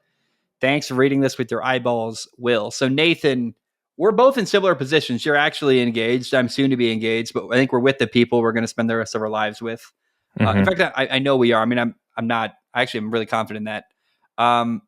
So we're in an interesting position where we don't have it all figured out, but we've got some stuff figured out, and I'm sure we've got opinions on dating. Got anything you want to share? Yeah, I just say if you're having a good time, just be a confident communicator. Don't shy away from saying I had a great time. I'd love to see you again. Don't shy away from saying, hey, like this is coming up. Would you like to join me? Or like things like that. Like that's one of the big things that, you can see from people is they have a good time and they get nervous that they don't want to mess it up. Right. And then they start to be reserved. They start to be calculated on how they want to say things. Like, and I'm not saying be a loose cannon here and just let whatever, comes to mind, like come out. But yeah, don't be afraid to say that you had a good time. Like people love to hear those kinds of things.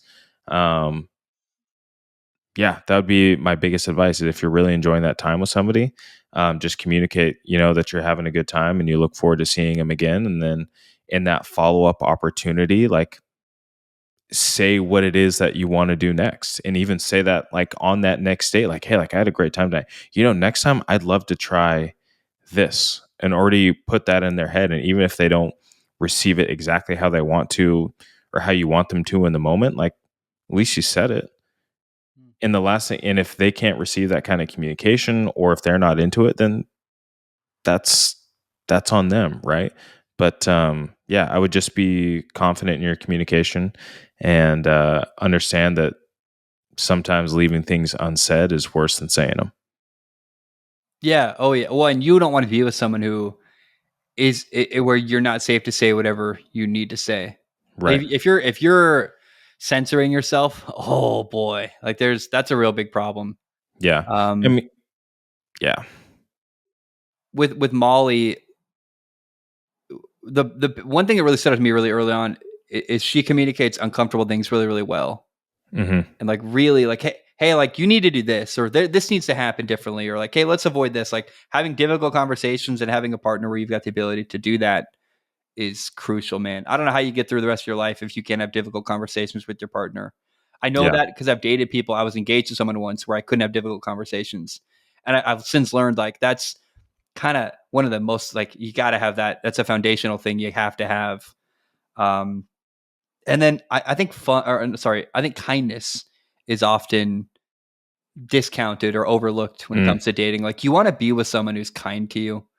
End of the day, who do you want to come home to every night? Like who do you want to be around a lot of your time? If they're not kind, it's really difficult. And then on top of that, like you want to be with someone smart because you're picking a partner who, if you do it right, is with you the rest of your life. So finding someone you trust, who's reliable, whose opinion you care about, like that. So smart, kind, and communicates difficult things well. Those are like some of the most important qualities I've found in a partner that I wish I'd known that those should have been my focus earlier in life. Yeah, and just to triple down on that smart side, like you could end up with a Cowboys or a Bills fan. Obviously, that person's not smart, so just save yourself the trouble. Let's end the show this way today. I don't know about you. I look at the college football next week. I don't see a single game. Like Michigan State, Oregon doesn't get me excited. UCLA, Penn State doesn't get me excited. Like there's not really a Georgia, Auburn. All these good teams are playing unranked teams. I'm not that interested in the college football space this weekend. But in the NFL, we've got some interesting matchups. So on Thursday Night Football, Tampa plays at Atlanta. That is a massive, massive game. Another primetime moment for Kirk Cousins. It's going to be really interesting. I don't know what's going to happen there. What do you think happens on Thursday between Tampa and Atlanta in Atlanta? Your guess is as good as mine. I'd like to think that the Falcons win this one. I think they've got a deeper roster as a whole, and I think they're just healthier on defense, and that's what it's going to come down to. I'd like to think that on this Thursday Night Football, a good amount of points are going to be scored, but traditionally that's not the case on Thursday Night Football. So we'll see. But I think that the defenses are really going to matter here, and because the Falcons are healthier and deeper, they're going to win the game. Sunday Night Football is in the Steel City. You've got the Cowboys at the Pittsburgh Steelers. I'd like to imagine the Steelers are going to wipe the floor with Dallas. That's maybe just wishful thinking. What do you think is going to happen on Sunday Night Football? I'm conflicted because I've got Dallas. Like they've got to catch some kind of vibe, right? They got to figure something out and win a game convincingly or somehow. But then on the flip side, the Steelers defense, I just see them munching on Dak all day. And here's the thing for me is like I want both of those teams to lose. In the most sick and twisted way, like I want the Cowboys to lose because it's personal. I can't stand the Cowboys. But I also need the Steelers to keep losing games to validate the way that I feel about them as a team. But, who knows? Yeah, But I think that the Steelers probably win this one. The fact that it's in Pittsburgh certainly gives them an advantage. And because Dallas's defense isn't great, I think that can play into the underdog Steelers kind of having a chance. Could Pittsburgh change their mind here if Justin Fields has 4 touchdowns and looks amazing and they wipe the floor with Dak and throw him around? Could that impact your opinion of the Steelers at all? Well, that's the problem. Is I think the Dallas defense is bad. So if you play well against the Dallas defense, I can't give you any credit. So there's nothing the Steelers can do to earn your favor this weekend. It's going to be hard for them. Not even points for doing what they're supposed to do. Like when, the Vikings beat up on the Giants week 1. I'm definitely exaggerating a little bit here, but there is, if they look really, really good, and I see Fields start to finish play like he did at the end of last week's game, then yeah, I'll have some belief. I don't think they will. By the way, I'm playing devil's advocate here. On Monday night, the Saints play at Kansas City, which is a really, really interesting game. Saints against that really, really good Steve Spagnuolo defense is an interesting matchup. The Chiefs are really shorthanded. They don't have much at receiver right now. I think Kansas City wins, but I'm not really sure. What do you make of that game? I just think we're going to see another one of these formulaic, very calculated games. Kansas City is going to do just enough to win, and that defense is going to come through for them. I don't trust Derek Carr to not throw an interception. It's crazy as that sounds. I feel like he's always due for one every game, and I think that is going to be the deciding factor. Plus, I think that Kareem Hunt and that offensive line are going to get going. I think Kareem Hunt is going to end up being the number one in that backfield. It started to show a little bit, especially after that Carson Steele fumble. So I give the nod to Kansas City, but it's going to be a one-possession game. Browns at Washington feels like a 4-1 start for Washington. What do you make of that game? It could be a 4-1 start for Washington, or Myles Garrett could just put it on himself to ruin the day of Jaden Daniels. On paper and based off what we've seen, this Washington team looks like they should win this game without issue. But Browns, to me, just feel so unpredictable. And because the defense is still talented enough to keep them in games, it's hard to say. The Vikings are 4-0. They played the 2-2 Jets in London. I think the Vikings beat the Jets comfortably, actually. I think they're a high-powered offense, and they've got a really good pass rush getting after a quarterback that's got an offensive line in New York with the Jets struggling. I think Aaron Rodgers has a hard time here. What do you make of that game in London? And does London affect things, by the way? Yeah, anything can happen in London. When you have to travel that far and there's the jet lag and it's not like you're staying at a hotel in a city that you've been before a number of times. So even there you might have a little bit of routine. Like you're showing up here with just your practice schedule is different, your sleeping schedule is different, your eating, like all these things are different. And it can have a big impact, especially on a team like the Vikings that has momentum and a team like the Jets who are searching for something. It kind of brings those two closer together. I think it'll be a little bit of a chaotic game, but I do think Minnesota should win the football game. Andy Dalton revenge game number 2, Panthers at Chicago. I don't know what the hell happens in this game. What do you make of it? This is going to be the best defense that Andy Dalton has played thus far. And the Bears defense is no joke. And I don't think that the Carolina defense is really very good at all. Yeah. I would like to think that the Bears will run the football again and kind of not take the ball out of Caleb Williams' hands, but again, like certainly take that pressure off him. If they can do that, if they can run the football, I feel pretty optimistic about the Bears winning the game. No, you're right. The Bears should win given their defense, honestly. That's a compelling argument. That's their saving grace. And again, but Andy Dalton has seen some really good defenses. He's not scared of this Bears defense. So if he can get enough protection, and again, even last week, Chuba Hubbard had a 100-yard rushing game. I don't think he rushes for more than probably 60 against a team like the Bears, but they're better than people think, but still not good enough to beat a Bears team. I don't think.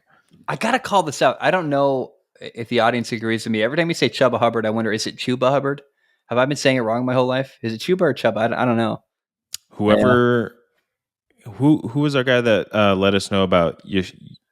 I think it was Josh.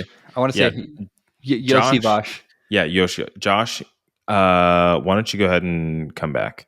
I think it's let Chuba. us know. But the audience has already let us know by this point. 2 hours into the 2.5 hour, almost 3 hours on the podcast. Guarantee there's already comments. It's Chuba Hubbard. Oh, but thank you for the feedback. I appreciate you guys. The Ravens play at Cincinnati. The Ravens are 2-2. The Bengals are 1-3. To me, it feels like the Ravens probably wiped the floor with Cincinnati. What say you? That feels like the case, but anytime it's an in-division game, there's just more history between the teams. You see these teams more frequently. You're more familiar with their coaches, coaching styles, the film, whatever. Unfortunately, if you gave up 100 yards to Chuba Hubbard, however we want to say it, I can only imagine what you're about to give up to Derrick Henry this next week. So I think just because of that, the Ravens probably win by multiple scores. But I think that's the case. I'm going to stick to it. But I'm not going to count out the Bengals. It's not impossible for them. They just need to play perfectly offensively, and they need their defense to come up with a timely stop. That's their only scenario for. I think that Derrick Henry ran for 199 last week. It'd be interesting to see him break 200, like 250. I don't know. That's where my brain goes, like 250, 3 touchdowns, 4 touchdowns. Like that's the kind of night I want to see Derrick Henry have against Cincinnati. That's asking for a lot. It's not off the table though, is it? Like to me, it's like it feels possible.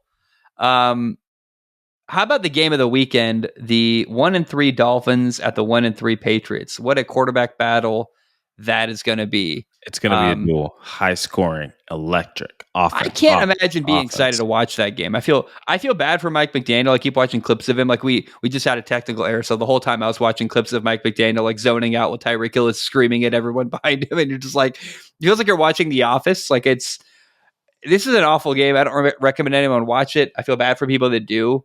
I think the Patriots win actually comfortably. I think they're a much better team right now than whatever the Dolphins product are putting on the field. Is that crazy to think that? I'm just going to flip a coin. Oh my gosh. Colts, Jaguars. Jaguars are 0-4. They couldn't possibly become 0-5, right? They couldn't. And I thought last week they were going to get that first win. I thought there was signs of promise. Again, against the Colts, please just run the football. Please just give the ball to Travis Etienne and let him get going. Please. And then hit my boy Brian Thomas Jr. Yeah, I like the Colts to win. This game to me is also a coin flip, but I'd probably lean in favor of the Colts just the way the Jags are reeling right now. It just 0-5 feels unthinkable for the Jaguars. At home you start 0-5, but if you go on 0-5, Doug Peterson has to be fired before you get on the bus. He's got to take an Uber home. The 3-1 Buffalo Bills play at the 3-1 Houston Texans. It's a huge opportunity for Buffalo to show how good or not they are. I think Houston kind of walks away with this one fairly comfortably. What do you make of this game? Is it a test for Buffalo like I'm kind of framing it as? Yeah, it's going to be a test for Buffalo to prove me wrong, hear about how good they actually are. I haven't seen anything from Houston that makes me think they are a totally dominant team. I think like a lot of people thought that was going to be the case this year. I think if there's somebody to scheme something up to make CJ Stroud uncomfortable, I think Sean McDermott's capable of doing that. But I just see too much firepower on that offense for the Texans, and I don't think the back end can do anything about it. I think Houston probably wins, and I think they're up a score most of the game, and they probably kick a field goal, maybe with like 5 or 6 minutes left on the fourth. That just kind of ices it. They would need Josh Allen to play Superman to win this game, correct, in Buffalo? Yeah, he has to play Superman every game for them to win. Mm. Raiders and Broncos are both 2-2. The game is in Denver. It's a tough one for Denver. It's a defensive battle. Yeah. I really don't know which quarterback is better right now, Gardner Minshew or Bo Nix. It feels like a coin flip. It's Yeah. going to be an interesting game if you like defense, honestly. And both are pretty solid right now, in my Yeah. opinion. Both teams want to do the same thing. They want to muddy up the game, try and control the clock, and do just enough on offense to win. And that's what we're going to see. Probably start those field goal kickers this week for fantasy football. Cardinals 49ers. I think the 49ers are going to win this game. I've been waiting for Arizona to figure it out, and it's not happened, and it's not happened. And I think the 49ers are a much better organization with better players, more talent. Is that a crazy thought to think the 49ers win easily against Arizona? No, and they've got Debo back, and they've got what's his name back, Kittle back. So I don't think it's going to be an issue. Yeah. Packers Rams feels like a really Packer friendly game. Jordan Love, he's back. He played great in the second half last week. Packers beat the Rams, right? I'd like to think so, but the Rams have been so up and down and such an interesting team to start this year. I just can't count them out completely. Yeah. I do think that the Packers are a more complete team. They're a better team, and they should win this football game. But Matt Stafford is doing everything that he can to keep his team in games. So we'll see. The final one, Giants at Seattle. That's a long trip against a better team. I think the Seattle Seahawks kind of wipe the floor with the Giants. Is that a crazy thought? Yeah, I don't think they're going to wipe the floor with them. I just don't think Seattle has the capability to pull away from teams. Bullshit, dude. You see how many yards Geno Smith threw for in the offense, how it looked tonight? And what did it produce? 29 points. I mean, 29 points to 6 from the Giants I'd call that a blowout. Have I ever credited the Detroit defense for being good? They have a weak back end. Giants.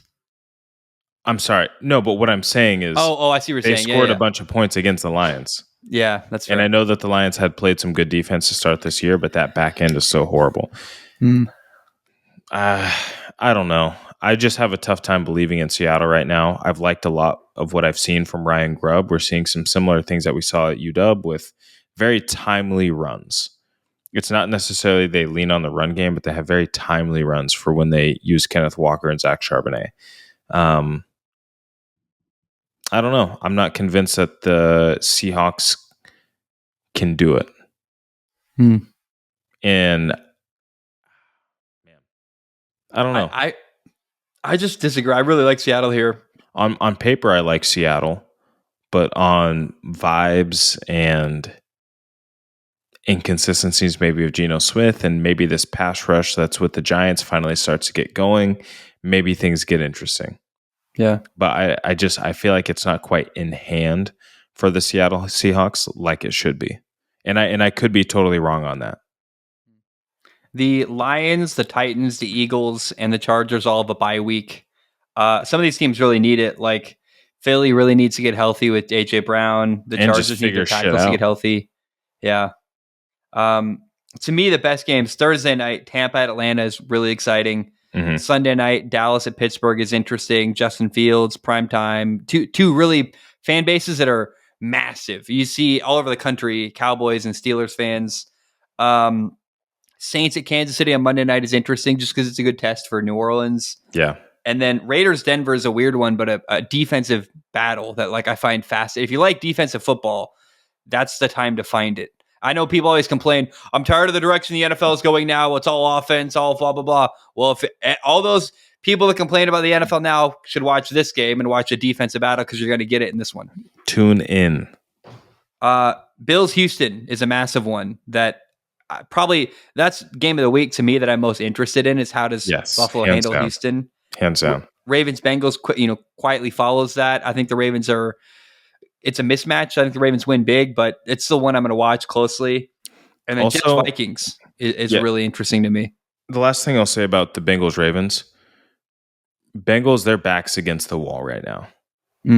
They can't really afford a lot of mistakes, and you need to start your division play really, really well.